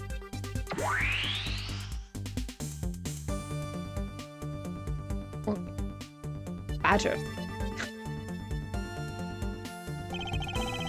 Then I started walking towards the exit. And that's when you were struck from behind, right? Yes. But that's odd. The hallway's a dead end. Where did your assailant come from? There's only one location I can think of. I believe my assailant was lying in wait here. Badger costume, right? Take that! That doll I saw wasn't really a doll. It was, in fact, a costume kidnapper. Oh, so he used the costume as the perfect camouflage to blend in with the rest of the house. Precisely. He waited until I made the drop-off and was about to leave. I just remembered something. There was the sound of, like, glass breaking, or something made with glass breaking. Oh, we have broken mirror fragments. That might be important. I randomly remember that with this talk. Probably because I was seeing the pictures. Wow, that was a while ago. I can't believe I remembered. Usually my memory is just like crud. So something got made. Maybe one of the mirrors got broken. Anyway, we're not getting to that bit right now. Wait, maybe I should read. Precisely. He waited until I had made the drop-off and was about to leave. Then, just as he saw me take a step towards the exit, he stood and launched his attack. I can think of no better hiding place than this. Hey, not bad. I'm beginning to think I should steal this tactic for myself. Just don't use it to do anything criminal, okay? There's a sword in that guy. Takes a while to get there. Well, Lance? What are you asking me for? It's one of the kidnappers. I figured I should give you a chance to confess first. I was one of the kidnappers, but I don't know anything. I did come out to the haunted house, but I never set foot inside. I left Oliver in charge of picking up the ransom money. You didn't set foot inside. Does he tell the truth, or is this another lie? Alright, then you're claiming that it was Mr. Deacon who assaulted me. Yes, I'm sure it was him. Okay, inputting the new info now. Mr. Deacon was the Bad Badger, right? Since the Bad Badger has a gun attached to its right hand, I'll have to change it so its weapon is in its left hand. That's not what we saw in the little scene before, isn't it? Now to verify the facts of this recreation. This just feels wrong. You didn't recreate the weapon. Well, I can't exactly recreate something I don't know nothing about. So tell me, what were you hit with? The attack came from behind, so I have no idea. But I doubt it was someone's bare hands. Okay, then what were you... Oh, yeah. Okay, then where were you hit? I was hit on the right side of my head, just above my temple. So right here. That would hit me in the horn. Ow! I don't want to get smacked in my horn. That hurts. Also, well, it's above the temple, so it wouldn't have smacked me in the ear. I would not want one of my ears getting smacked either. Wait, Mr. Edgeworth has a bit of blood in his hair. Somebody put... Has anyone bothered to make sure Edgeworth has been taken care of? This poor man's been running around with a possible concussion. Well, he got knocked out, so he probably has some kind of concussion, wouldn't he? I don't know enough about medical stuff. Do not give me that in detail. I feel bad for Edgeworth right now. This poor guy gets assaulted and knocked out, and then, like, no one cares to, like, check him over? Really? Like, they care enough to make sure he's, like, freed and whatnot. I get that, but, like, they really didn't write in that no one checking, like, not even a line of dialogue. Like, did you got any hurts anywhere or anything? Poor Edgeworth. Okay. There's a bit of blood, but it wasn't anything serious. Ouch! Sounds painful. Why are you smirking like that when you say it? It's just your imagination. Oh, let's see. I wonder if there's anything in the hallway that could have been used as a weapon. I'm looking for something the culprit could have used to hit you with. The sword? Poor Edgy needs some fucking... Hugs for Edgeworth! Would it be the sword? I mean, there's a sword in the hallway. Is this where I got it? Is this what they want me to present? Take that! I have it. There was indeed one such object lying here in this hallway. A propped sword. Are you talking about this thing here? Yes. Although we did find it at the kidnapper's hideout. Wait, yes. It's possible that the culprit took it with him after using it on me. To leave no evidence behind, right? Correct. It may be worth a more thorough examination yet. Oh! If Edgeworth was bleeding after he got hit with it, yeah, test it with lumin oil. Test it for blood. Okay, so what test do you want to run on the sword? Is there blood on it? The culprit was wearing a costume at the time, so a fingerprint analysis is useless. Let's run a lumin oil test. It's possible that some of my blood found its way onto this. Richard Lang, I ask for your cooperation in this matter. Like I have a choice. Shinna, call the lab boys. Understood. Ooh, there's a bit! After a dab on the left side, it would appear that the blade is spotless. So somebody swung this, and the left side of the blade hit the right side of Edgeworth's head. You'd probably have to do that right-handed. I mean, I knew that was wrong to begin with because we saw the opening cutscene. We as the players got to see this, but he got... Yeah, smacked. Poor man. So it must have been the left side of the prop sword that hit you then, right? Yeah, culprit hit me right temple area with this. Okay, I'll update the recreation with this new piece of info. Yeah, because it's not holding this correctly. Because if it swings with that, it'd be the right side of the sword to the left side of Edgeworth's head. Won't rest until oh wait, that's just this inspection line. And in the next instant, this badger will swing his left arm complete with weapon in hand. Yes, to club me with the left side of the propped sword. Shall I recreate the moment of impact? I want to see the pain expression. Kay!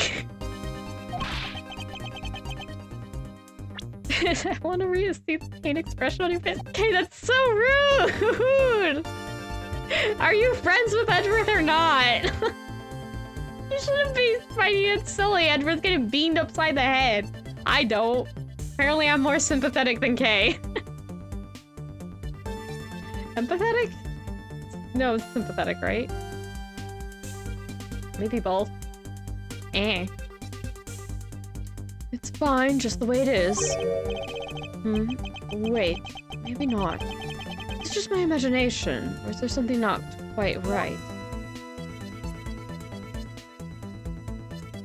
Ooh. Connected to any evidence. That's wrong. Eureka! Finally, I found a clear contradiction of facts about the sword. Except for a bit on the left side, this prop sword is absolutely spotless. However, if the culprit had used his left hand, the blood would be on the opposite side.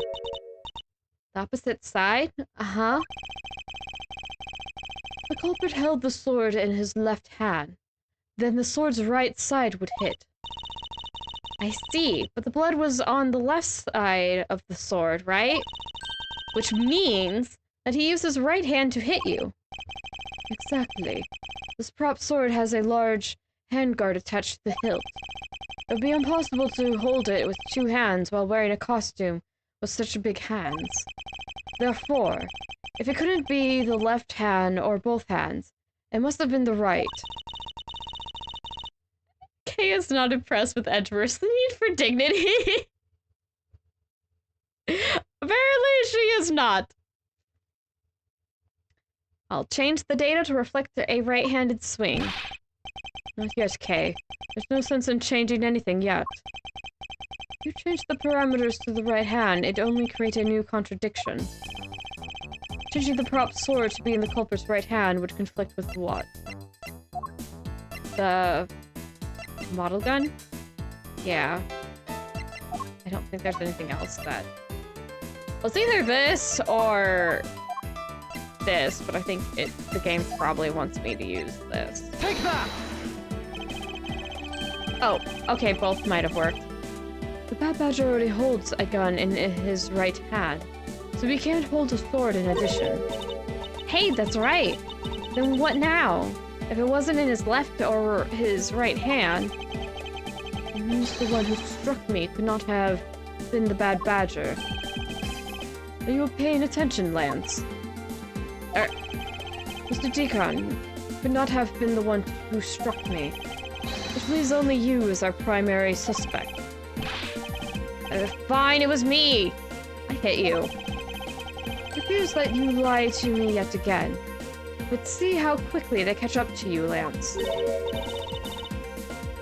Wait, isn't Lance left-handed? Yes. But that's what makes this deception all the more interesting. He used his right hand to make it look like Mr. Deacon had been the one to strike me. But you see, firing a gun with one's non-dominant hand is difficult. But that level of dexterity isn't required to swing a prop sword. Nope. I've swung badmintons and tennis rackets around with my non-dominant hand, which is, not coincidentally, but I am right-handed, so I'm not very good with badmintons, tennis rackets, so I can use either hand to about the same degree. I wonder if that's common or not, or do people just not even bother trying? I don't play very much. Gosh, it's been years. But yeah, I have. I'm like, well, if I'm equally bad, I might as well switch hands. Okay. Oh, yeah, I read this. Ah! Okay. Please input this new data. The one who hit me from behind was Lance. Or should I say, the Proto-Badger. You got it! Here I go! What did I just see over there? Ooh. Oh, ooh. No, we have a faithful recreation of the situation around the attack on me. Alright! All we have to do is examine this new recreation and...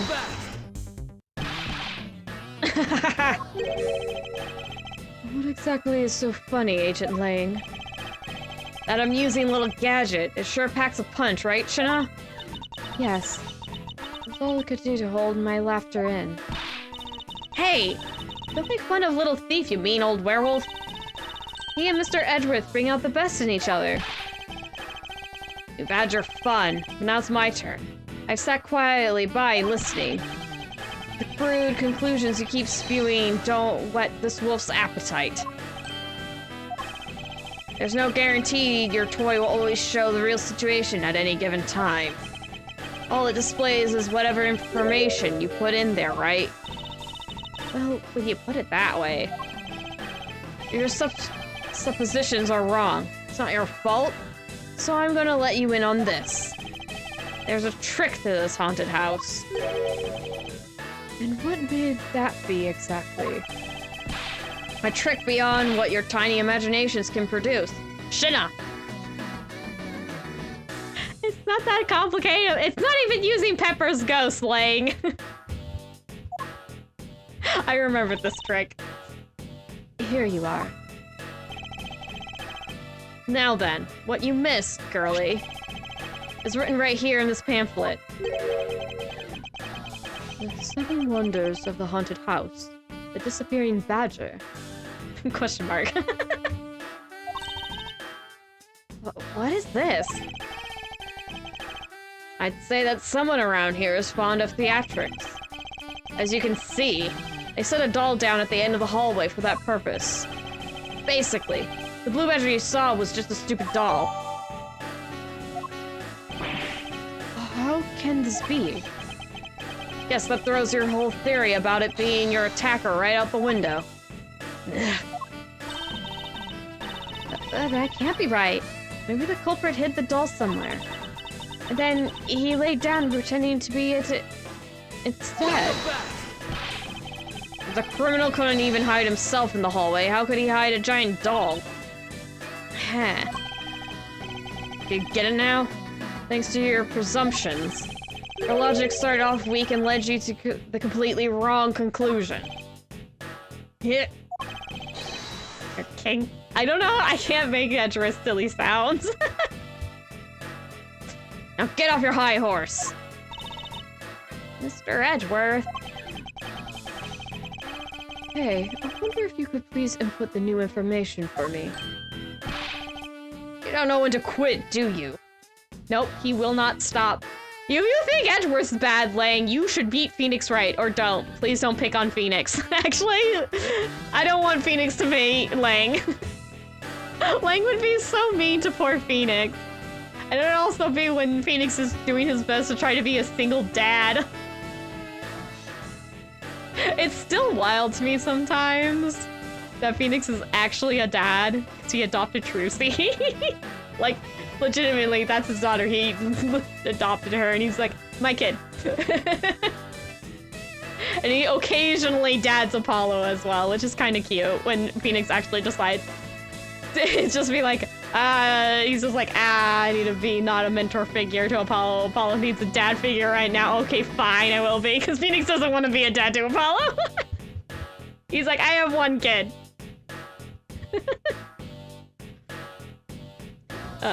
Man, I like Ace Attorney. Okay, I can't quit. Not until I can declare that I've found the truth. Agent Lang, the additional information. You have my thanks. He did a bow! There you go again. Well, see if I care. Okay, I'm updating the recreation now. Boop, boop, boop. Hi, Gumshoe. Gumshoe's just been here.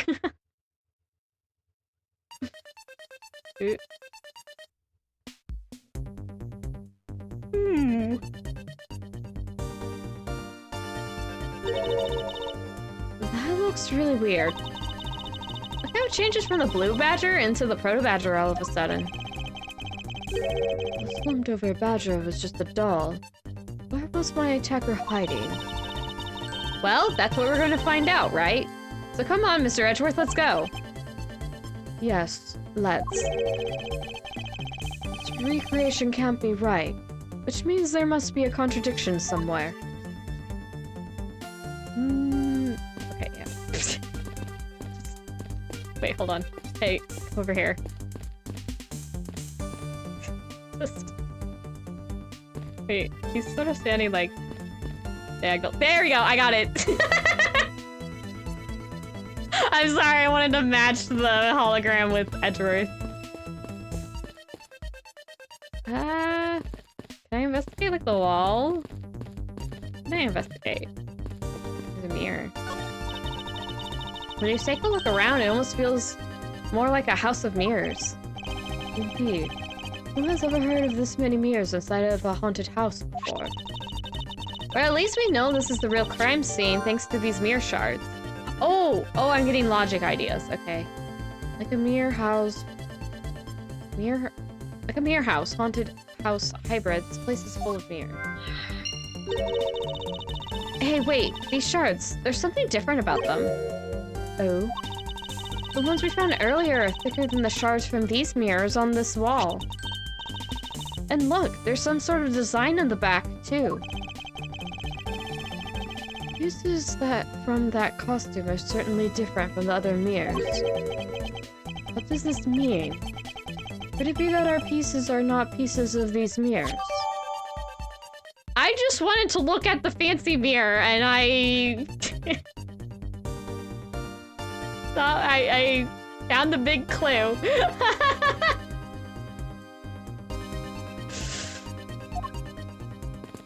Can I look at this guy? This is where the proto-badger shows up in our recreation. Yes. Now the question is, where did he come from?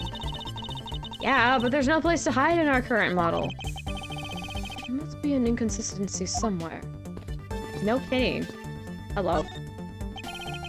Oh, that's kind of creepy. I won't rest until I inspected every suspicious-looking nook and cranny. What is there? Just look! It's just a badger! This blue badger is just a doll for use in this haunted house. I bet the one who killed this blue badger was the bad badger, right? According to the Blue Badger Bible, it says that they are each other's worst enemy. All because one's an ally of justice, and the other is a vile criminal with a gun. Perhaps. They were just destined to battle each other. Much like the Steel Samurai and the Evil Magistrate. Edgeworth and his favorite show. A kid's cartoon. Which is only silly because Edgeworth doesn't seem the type, but hey. There's a lot of adults whose favorite show is probably a cartoon.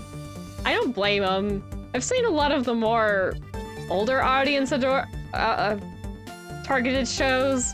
They're always so boring and full, like, they spend a whole, like, episode going, like, something like, how to say? Like, fawning over, like, one specific detail, and it's like, cartoon would have gotten this done in, like, 5 minutes, it feels like. I don't know. Cartoons have lessons written into them, and adult shows don't need that. Or older audience shows, I should say. If I say adult show, that gets a different idea. Older audience targeted shows. I'm not fond of them. They're so boring. Or it's like, yeah, whatever. Is there really nothing else to look at besides a badger here? Seriously? What do I have? Do I have anything?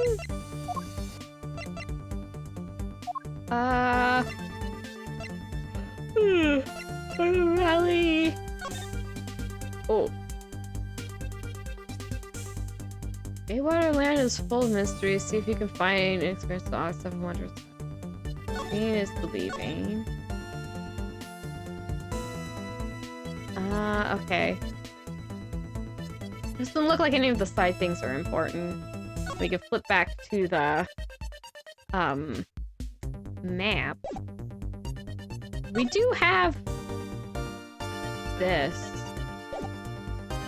This is disappearing. Wait, do I just... Okay, let me try this. If I do juice, and then use this... Eureka! No. Okay, no. The contradiction out. No. I wanted to see Yeah, or maybe it's a trick of the eye. Maybe I don't have enough information to do that right now, but I was trying to see if it would make it be like, it's supposed to disappear. Can we talk about that? No? Yes? No? Bummer. Oh, what? Wait, oh, this. Hello? Hello? Hello? Pieces of a set of armor in a pile here. Why do you think they almost always have sets of armor inside haunted houses?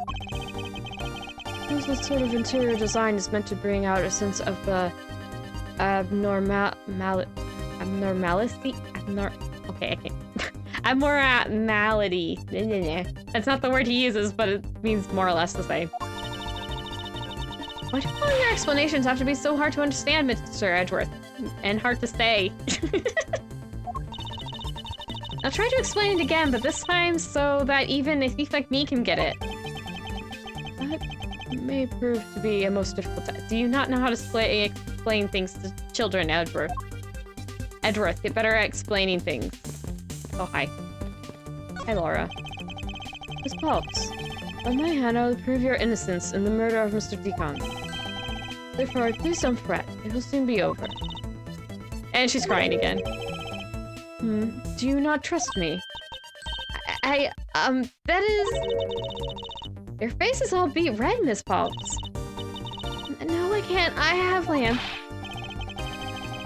Please, don't tell me that you like that guy more than me. That's... Oh, why am I so pathetic? So easily swayed with even a single glance. Bye. What exactly is she going on about? I think you have another guilty person on your hands, Mr. Edgeworth. Old armor is supposed to make the house seem old and therefore haunted. It is supposed to be more than likely? Yeah. I mean... I'm trying to think, and everything that I've heard, do they actually display armor? I don't think it's completely unheard of to have armor displayed by a rich person, but I'm not sure if that was actually a thing people did. I mean, they'd have statues. I know that, but...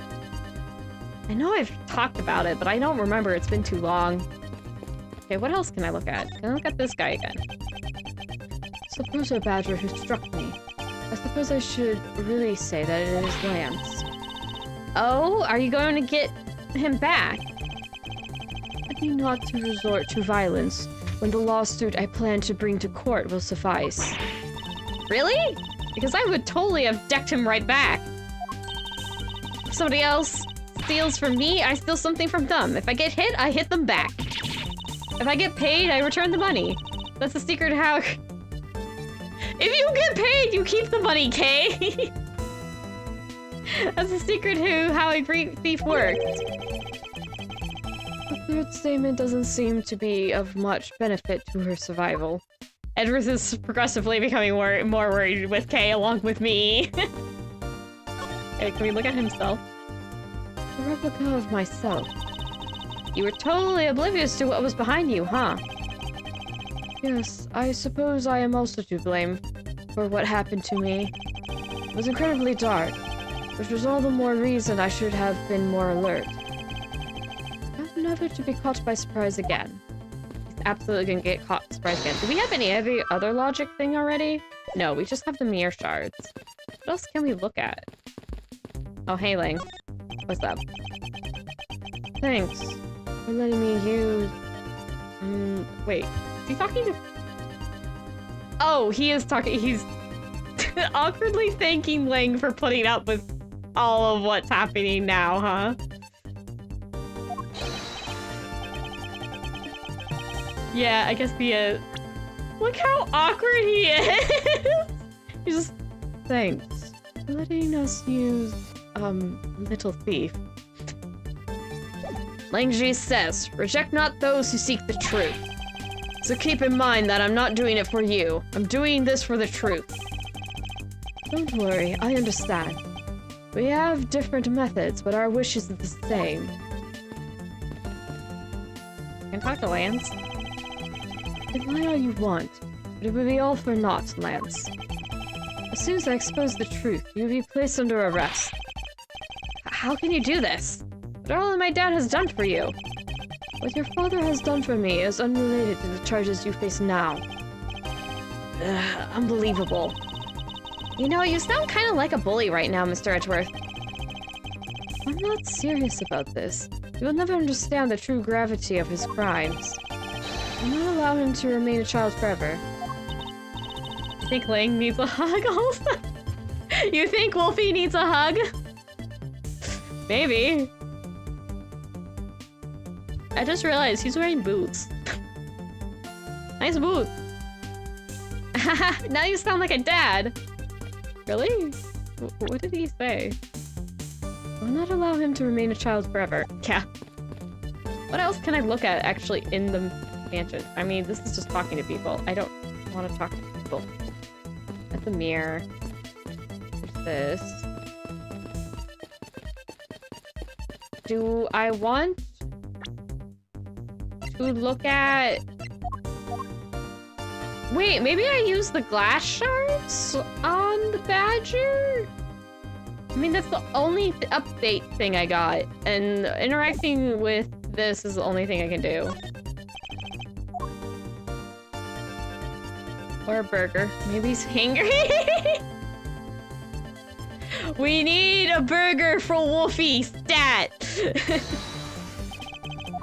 Let's try this. Nope. That did not help. Check out the eye. What do I use? Can I actually look at the mirror fragment more? Mirrors on the walls, very thick, has a design on the back. I can't look at them. I can't, you know, I can't do like this with them, so... Wait, I can do it this. I forgot I could do this. Whee! Honestly, best update to the Ace Attorney series is the ability to just spin things around. Yes, I have just spent time spinning things around just because I find it fun.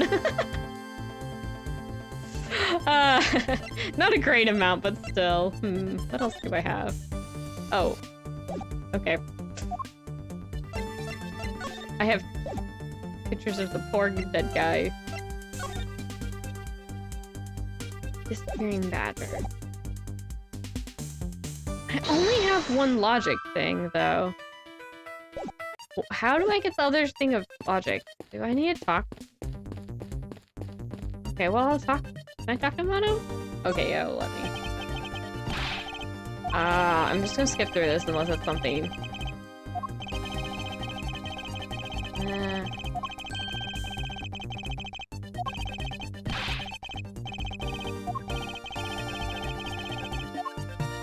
Okay, no. It's just Ernest being mad at, I almost said Apollo. Edgeworth. Can I talk to Shinna? No.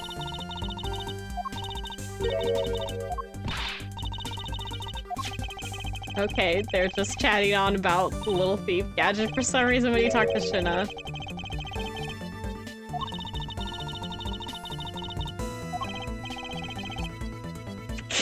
Oh wait, this sounds kind of funny. They were talking about the gadget Kay has. And then Lang interjects going, so Shinna, what exactly is the source of this extra-dimensional-like space? I believe this is nothing more than a projection from that girl's toy. Oh, it's all an illusion, right? Yes. Hey, don't treat this like some sort of silly light show. Lang is just confused about what's going on. He's suddenly in a green space and is just like, what game? Where did I go? Am I in the back rooms? What the heck's going on? Gumshoe, do you want to help? Gumshoe definitely needs both a burger and a hug. Yes! Agreed. Nearly any single moment of the day, Gumshoe needs a hug and a burger. Agreed. Be nice to Gummy. I can't believe what I'm seeing, sir. This space that I'm standing in, it's like out of some crazy dream. Except this isn't a dream. This is something Kay's gadget. No, wait, this is exactly like a dream, sir. I've never been so impressed. It's a miracle. I love Gumshoe. Someone sure is easily impressed. I'm so glad you like it. Oh, is this a product? Yeah. Is this a product of your gadget? I wish I had one too. Well, once this is over, I'll let you play with it for a bit if you want. You do that for me, pal? Thanks. All right, let's wrap up this case already. It's times like these, I wonder if they understand the seriousness of the situation. What have I not looked at? Do I really have something in like the evidence for the badger costume? Hold on. That one's slumped over. What do I have about the badger? I mean, it's not like she recreated it incorrectly. I don't think. What is this? Yeah, it looks like it's the correct badger costume. What am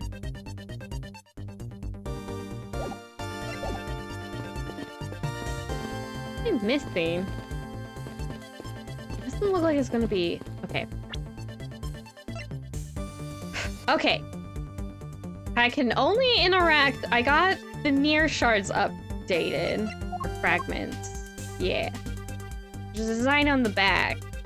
Clearly, there's some effery with the mirrors going on. How? But we need to investigate the badger. But the only thing about it I have is here. 7 Wonders of the Haunted House. Disappearing badger. Yeah, the bad badger head's not gonna be helpful. I mean, it's an accurate depiction of the blue badger.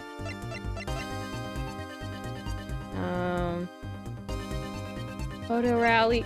Yeah, costumes. How Mr. Deacon died's not gonna help. His pendant's not gonna help. We have the badger removal. Victim's costume is no. Not the money.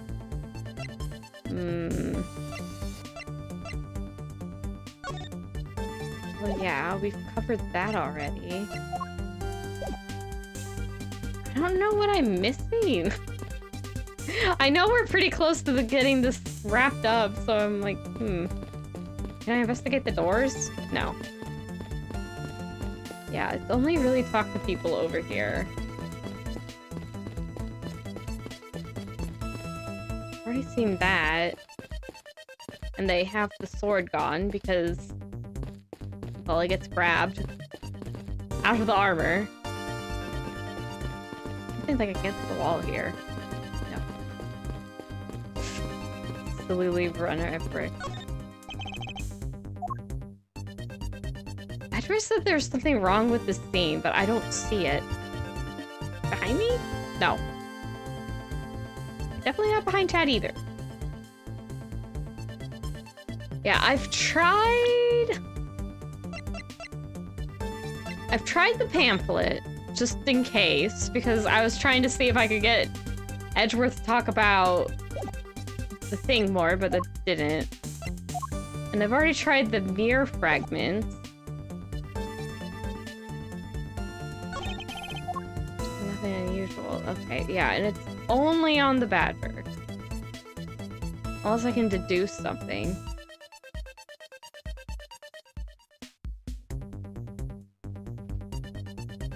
I mean, the mirror fragments wouldn't be around the badger, would they? Wait, what is the evidence? Yeah, there's no mirror fragments around it in this picture.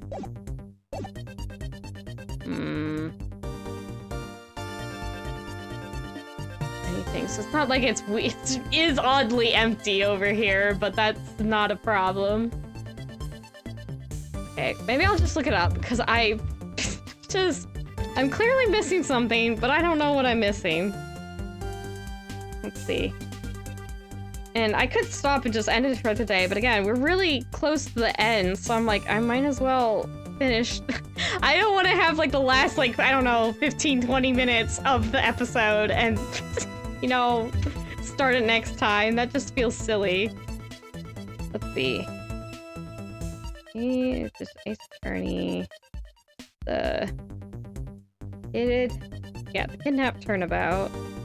Let's see. Let's have a guide. I don't know. Maybe. Oop. Oh, no, that's not what I want to do. Ah. Okay. Let's not accidentally click links. I accidentally hit a link. I'm like, ah, that does not help. Okay. Let's see. Oop. Okay. So, let's see. Yeah, we got the sword covered. Got Lance to say that he was the one hit Edgeworth. Let's see. Okay, disappearing badger. Okay, this is...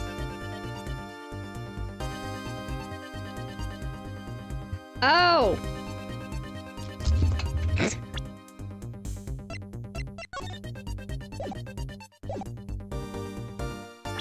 It's...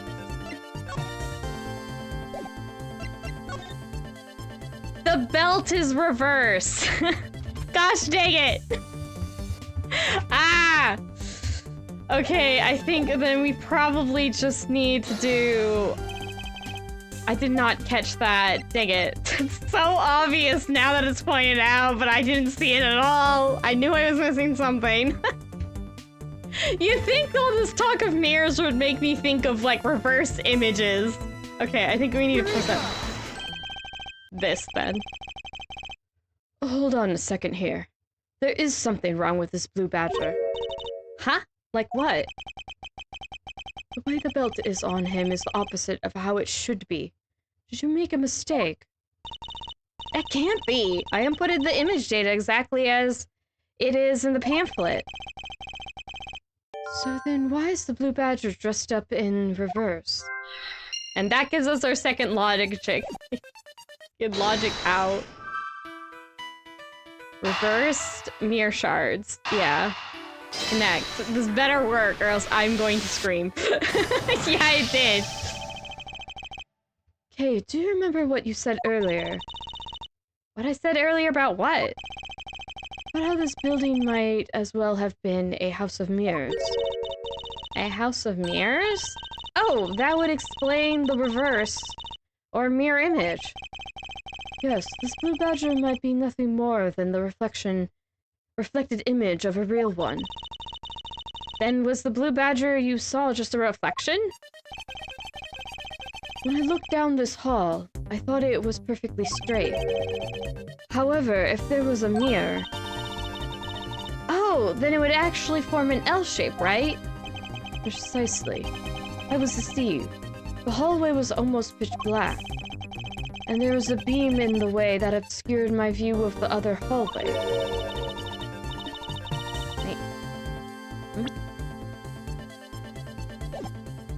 Wait, but why build this place like that? It sounds pretty pointless to me.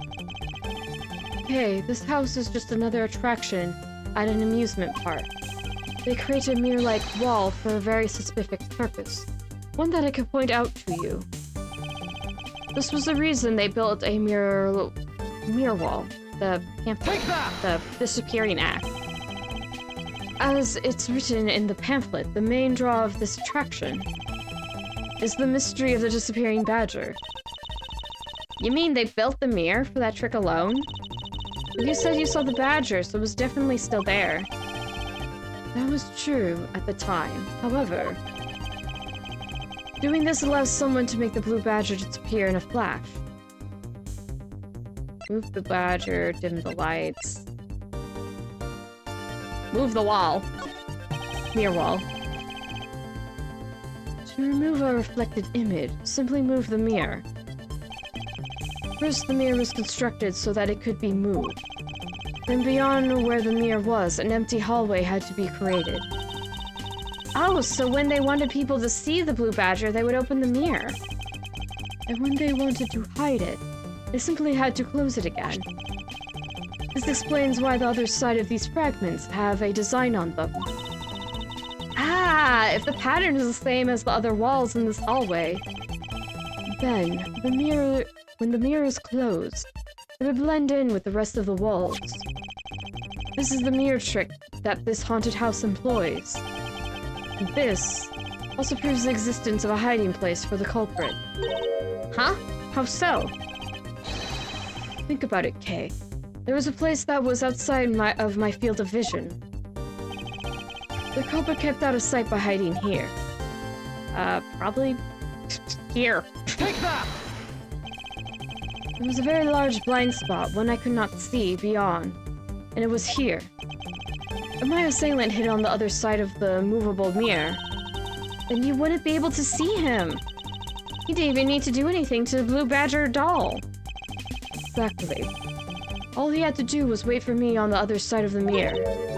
Wait, hold on. I just thought of something. Yes? Well, shouldn't the mirror wall be broken right now in reality? Since we have a few shards of it, we can probably assume it is. Yes, it most definitely is broken. The question is, when was it broken? Since we found these inside the victim's costume, that would mean that the victim was there when the mirror was broken. Wait, that sound. Leave the money and go now. Hung up. Yeah! That sound I heard was most definitely the sound of a mirror breaking. Kay, I'd like you to input new information. Ah! Don't scare me like that! Sorry, but I need you to recreate something for me. Sure, whatever you need. So what do you need anyway? I could first recreate this hallway just before I entered the dining room. You got it! Everyone else just sees this suddenly change. Suddenly the world just starts changing. Now this, I believe... Wait. This... Okay, whatever. Now this, I believe this is how it was right before I entered the dining room. Although at the time I thought it was but a single straight hallway. And then I went inside. It was around then I heard the sound of a mirror shattering. You heard what? Then? Yes, I believe it was then that the mirror was broken. Okay, so then, when you stepped outside into the hallway again, the mirror wall should no longer exist. Okay, please recreate that. Got it! She's so happy every time she uses the little device. Wait, but with the mirror gone, the culprit lost his hiding spot. So where did he go in his Proto-Badger suit, Mr. Edgeworth? Ah, that's easy enough. With the mirror gone, he simply hid himself in the branched hallway. I think this about wraps it up. Looks like we finally solved everything. No, not yet. An even larger contradiction has now reared its head. Huh? Perhaps you did not notice, but this recreation contains a very troubling inconsistency. The inconsistency between what I saw and the recreation lies. Wasn't there a badger still at the end of the hallway when he came out? I think that's what he's getting at. I don't know if I'm clicking the right spot. Okay, take a good look at the end of the hall. Oh! There's no blue badger there! Exactly. The blue badger that I saw in reality is not here. This is the final point on this long chain of logic, the last remaining contradiction. Oop.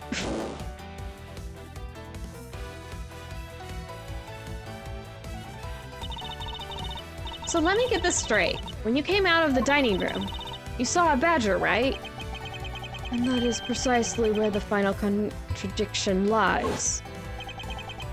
Something that shouldn't exist was there before me.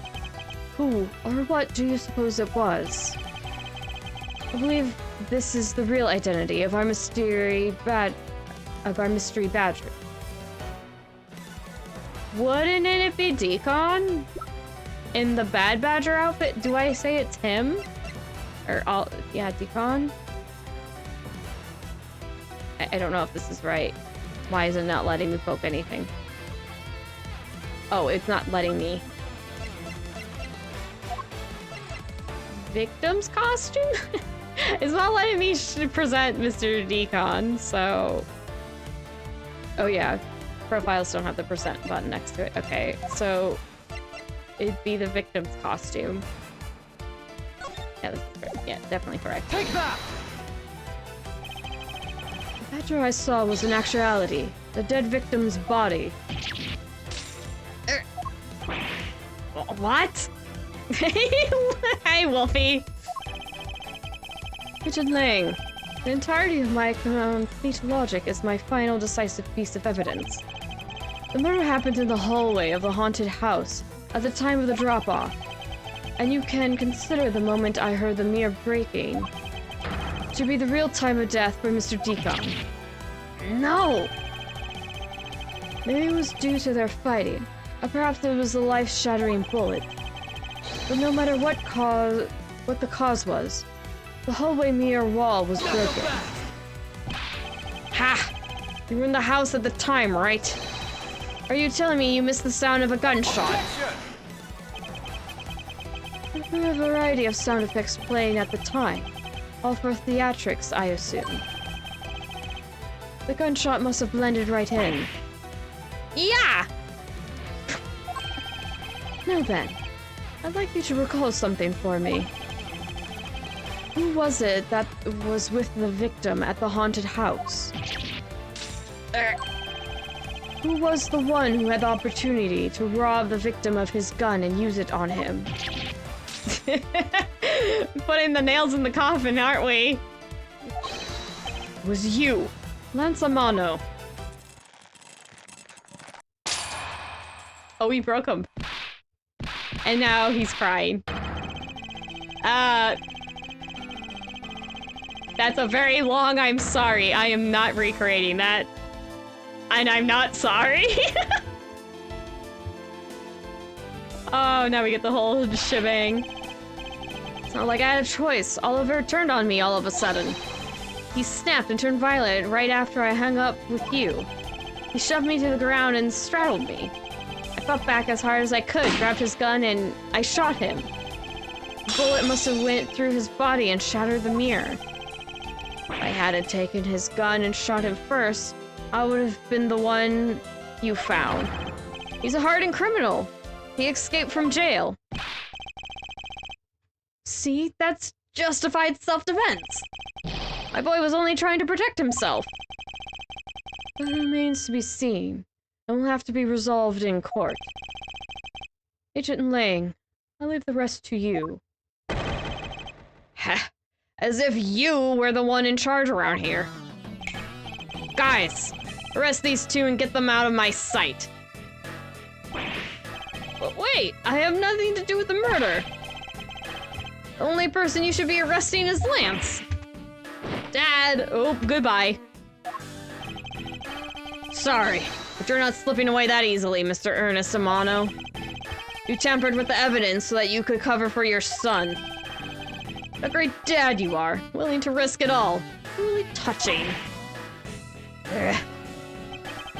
By the way, do you know why I'm really here? And how could I possibly know the answer to such an asinine question? You wound me. I came all this way from across the sea just to see you, you know.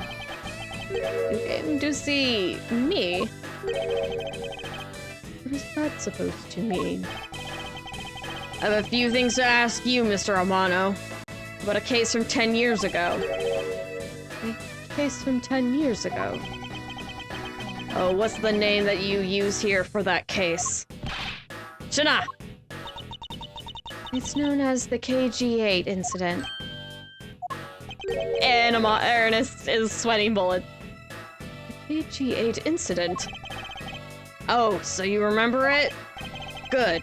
Then you'll recall that the trigger in that case was the Amano Group scandal. Specifically, the charge of an internal smuggling ring. Smuggling? There's that word again.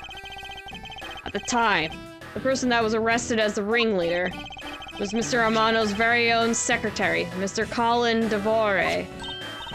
Ah, father. Even though you pushed the crime onto your then secretary, Mr. Devore, I always suspected that you were involved with the smuggling ring, Mr. Amano. Mr. Devore was arrested in place of you, which is why when he broke out, you hid him from the police, right? You hid him in exchange for his silence on your little dirty secret. No. Please calm down. I honestly have no idea what you're talking about. Pretend to be ignorant all you want. We're taking you down to the precinct anyway for a nice long chat. Sweating bullets again. Get him, Wolfie! Ooh, who's saying hold it now? Why did they walk away? Who the heck was that? Oh! It's you two! Oh, I guess this happened before the first case.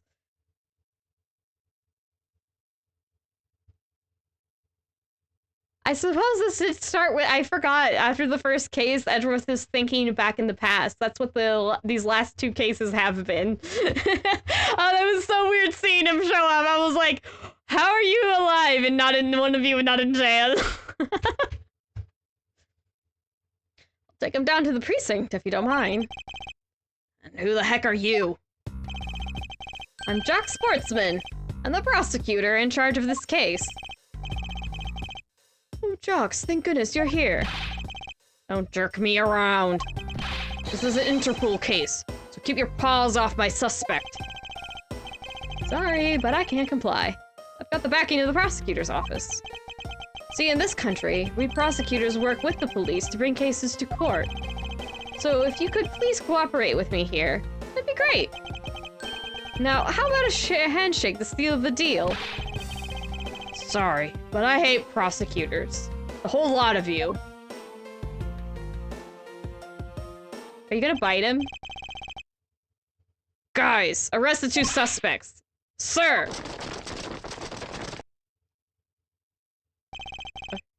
Oh, I almost forgot. Prosecutor Miles Edgeworth, is it? I'd like to thank you. Thank me. Yeah, for working so hard to fulfill my goal. Hey, is that any way to thank someone? And what the heck is that supposed to mean? You were so relentless with Lance that you forced Ernest to tamper with the evidence. Thanks to that, I finally had a legitimate reason to arrest him. So how does it feel to bite the hand that feeds you? I think you both helped each other out and you're both kind of being dinguses about it, but that's just me. I think that beats me. I'm not sure I follow. Heh, so you're pretending with me. You're the one, right? You're the corrupt prosecutor that's working for Mr. Amano in the smuggling ring, right? No, that's the guy in the pink shirt right there. You can bite him if you want. You look like you want to bite somebody. No, I would never do such a thing. The heck? Our intel's never wrong. In your prosecutor's office, there's definitely someone working with a ring. Ah, Sergeant Lane suspected my relation to Mr. Amano. It must be the real reason behind his antagonistic attitude. On top of that, your mentor was Manfred von Karma, right? There were non-stop rumors flying around forged evidence with that guy. I'm not twisting the truth behind those closed courtroom doors, too, are you? The court is a place where the truth is revealed. Well, don't worry. It's not only about you. A whole lot of you can't be trusted. Prosecutor who never lost in 40 years. Every defendant must be found guilty. By that kind of thinking, is it any wonder that courts produce nothing but falsities and lies? But soon, that his disdain extends beyond just me. Prosecutors, the courts. Why is this man so angry with all of us? Maybe Lang actually would be nice to Phoenix. Now I want Lang to meet Phoenix. Actually, I want Lang to meet Phoenix so he can meet Trucy, and Trucy puts him in a magic show. That'd be hilarious. Okay. Rest assured, the next time we meet, I won't be so forgiving. She has to pose with him, apparently. So don't you forget it. Goodbye. Please wait. Agent Shenna. Why does Agent Lang hate all prosecutors so? Lang is the head of the long-honored House of Lang in Zhenfa. The heads of all police-related divisions in that country were of Lang blood. Were? What do you mean by that? Aren't they still? They were revealed. They were revered. That was long ago. They don't hold that sort of sway anymore. It was all because of the courts. How can that be? A prosecutor once withheld and tampered with the evidence one of the Lang detectives found. That evidence purity was tarnished and cost the Lang family its honor and trust. But not all prosecutors are like that. Even so, Lang will never respect the court again, or any prosecutor. Off she goes. Bye, lady. So Agent Lang is a man who hates all courts, and is unwilling to forgive prosecutors. Man, what a piece of work that guy is. Leave Wolfie alone, you murderer! Come on, Jim. You better catch up. Yeah. Oh my god, we get to see one of our murder victims alive. Oh, poor guy. We still got to deliver that thing to the old man, after all. Bye! Don't have a great time. At least for Pinky there. Detective Gumshoe. I believe it's time we wrapped up and headed out ourselves. Yeah. Are you going home, Mr. Edgeworth? No, I've done nothing but be entangled in one mess after another since my return. If it's all right with you, can you drop me off at my office? No problem, sir. Excuse me. Yes, what is it? Thank you very much. Oh, it's okay. No need to thank me, pal. Just doing my job as a detective. I guess I was fooled pretty badly by Lance. Oh, cruel fate. What's a woman to do when she's been hurt by the one she loves? And to think I never realized my father was right there. I never said anything to him. I knew it. I'm a failure. Ah, there she goes again, talking to herself. Miss Potts, I wonder if you know why your father participated in the kidnapping. No, I have no idea. Your father died while he was trying to stop Lance, which means that from the beginning, he had no interest in the staged self-abduction. Wait, then why did he... I believe it was because of your presence, Miss Potts. Me? Lance realized that the two of you were related, which is why he used you as a hostage, to coerce Mr. Devore into cooperating. Father... As a felon, he could not tell you of his real relation to you. However, as the Amano family butler, at the very least, he was able to watch over you. It was all he could do, but that was the shape of his overflowing love for you. Go on, speak your mind. That is... Thank you very much. You're welcome. Although there's no need to thank me. Ah, no, Lauren, stop. I mean, this man's so much older than you. Yes, please. Also, I'm pretty sure Edgeworth has zero interest in women. You've completely stolen her away, Mr. Edgeworth. Way to go, sir! Your technique is way beyond the level of a great thief. What are you going on about now? See? This man has no clue. Wow, your deducting skills may be sound, but you have no street smarts. That's Mr. Edgeworth for you. Yeah, I mean, he still hasn't figured out who I am at all. If you haven't remembered in all this time, I guess I'm just gonna have to say it. This isn't the first time we've met, you know. What do you mean, pal? Mr. Edgeworth, how do you know this girl? It looks like you totally forgot me too, Gummy. Gummy? Shuffle, shuffle, shuffle, shuffle. What does she have? Here! Maybe this will jog your memories. I promised I'd return this to you one day, remember? That's... That single piece of cloth took me back, far into my past. That fateful day 7 years ago, when I first met the then-child Kay, and Detective Gumshoe. I think, though, yeah, nope, that's the end of this case. Yay! Finally, that took a while. Mostly because I can't figure out what to do. Okay, let me give it a save, though. Kidnapped Turnabout complete! Yay! I'm not starting the next thing. Go. Yeah! I was wondering if I could manage to get it done today, and I did. Yay! So yeah, that is the Kidnapped Turnabout. Very, very good. And it is kind of tricky to get through, isn't it?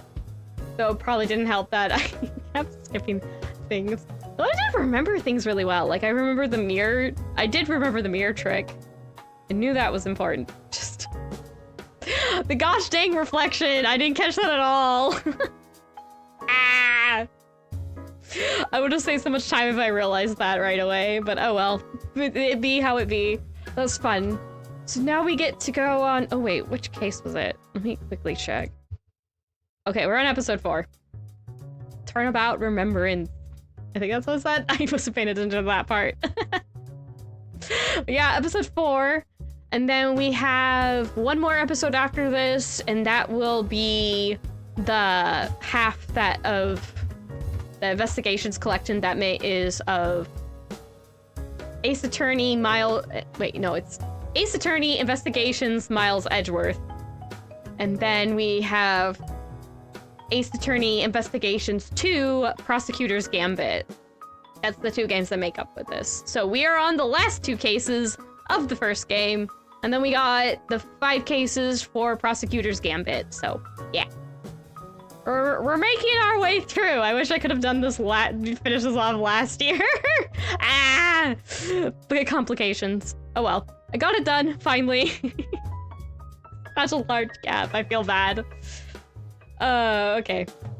But I do hope it was enjoyable. If it was, please leave a like. Feel free to leave any comments. Maybe it's just like, how did you not notice that? And I'm like, I don't know! Maybe not rude ones. But yeah, I'm like, did you get stuck on this one if you played it before?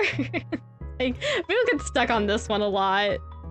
I don't blame I don't blame them. It is tricky. It is definitely tricky. I had to look up things twice. So yeah, I mean, I could see how you can solve that, like figure it out, but I'm like, could use a little bit, be a little better, a little bit of polish. Maybe we'll see that polish in the second game. So I really want to make it through this one so we can get to this second part. Cause yeah, unsurprisingly, the second game's a little more polished, has a little more production value. So, and I don't hear about it as much, and I know character names are different. At least one with, because Because I know the name they gave in the fan translation is Sebastian de Best, but his name is Ernest or Eustace? So Ernest. It's something with an E. He has a different name. I just saw that in like a post or a trailer, something like that. Maybe both. Anyway, that will be it for today. We went longer than normal, but that's okay. I guess longer than normal first stream of the year. It's fine. It works. We got, for the rest of the week, I think it was, let me double check. Oh, I knocked over my microphone. I knocked over my microphone. Okay, let me double check. I'm pretty sure my memory is correct, but I'm just gonna make sure so I don't give the wrong info. Just because that's probably a good thing to do. Yes, I did remember correctly. Yeah, tomorrow is, I want to go look at one of our, because I'm able to play GameCube games now. I'm gonna go look at one of my GameCube games, which is gonna be Billy Hatcher and the Giant Egg, which is, I don't even know how to describe it. I'm like, how do I describe this game? I don't know. But it's a fun game. It's a Sega game. And there's references to like the Sonic series and the Night series, like with Knight's the character, Journey of Dreams, all that. The one with the dreams and the Jester character. I'm looking forward to it. It's been a while since I played. So that'll be nice. I don't think I'm gonna have time to play it, so I'm definitely gonna have to like learn on the fly again how to play this game. I'm gonna be so rusty. Oh gosh. Yeah, and then we got Stardew Valley on Thursday and Final Fantasy 14 as usual at this point for Friday. Okay. So yeah. Hopefully that's an interesting lineup because we haven't played Stardew Valley in a bit on the channel, so that'll be nice to see, hopefully. But until then, we will probably get more Ace Attorney next Friday. I don't think, wait. No, next Friday is Monday. Next Monday. Why am I saying Friday? Next Monday is my 2-year anniversary, so I'll have Ace Attorney on a different day. Probably Tuesday. Anyway, that is it for now. I will hopefully be seeing you somewhere else. But for now, it's time to bid all of you, whether you're here live or watching the VOD, very much thank you. And with funness, it is bye-bye. I hope to see you another time.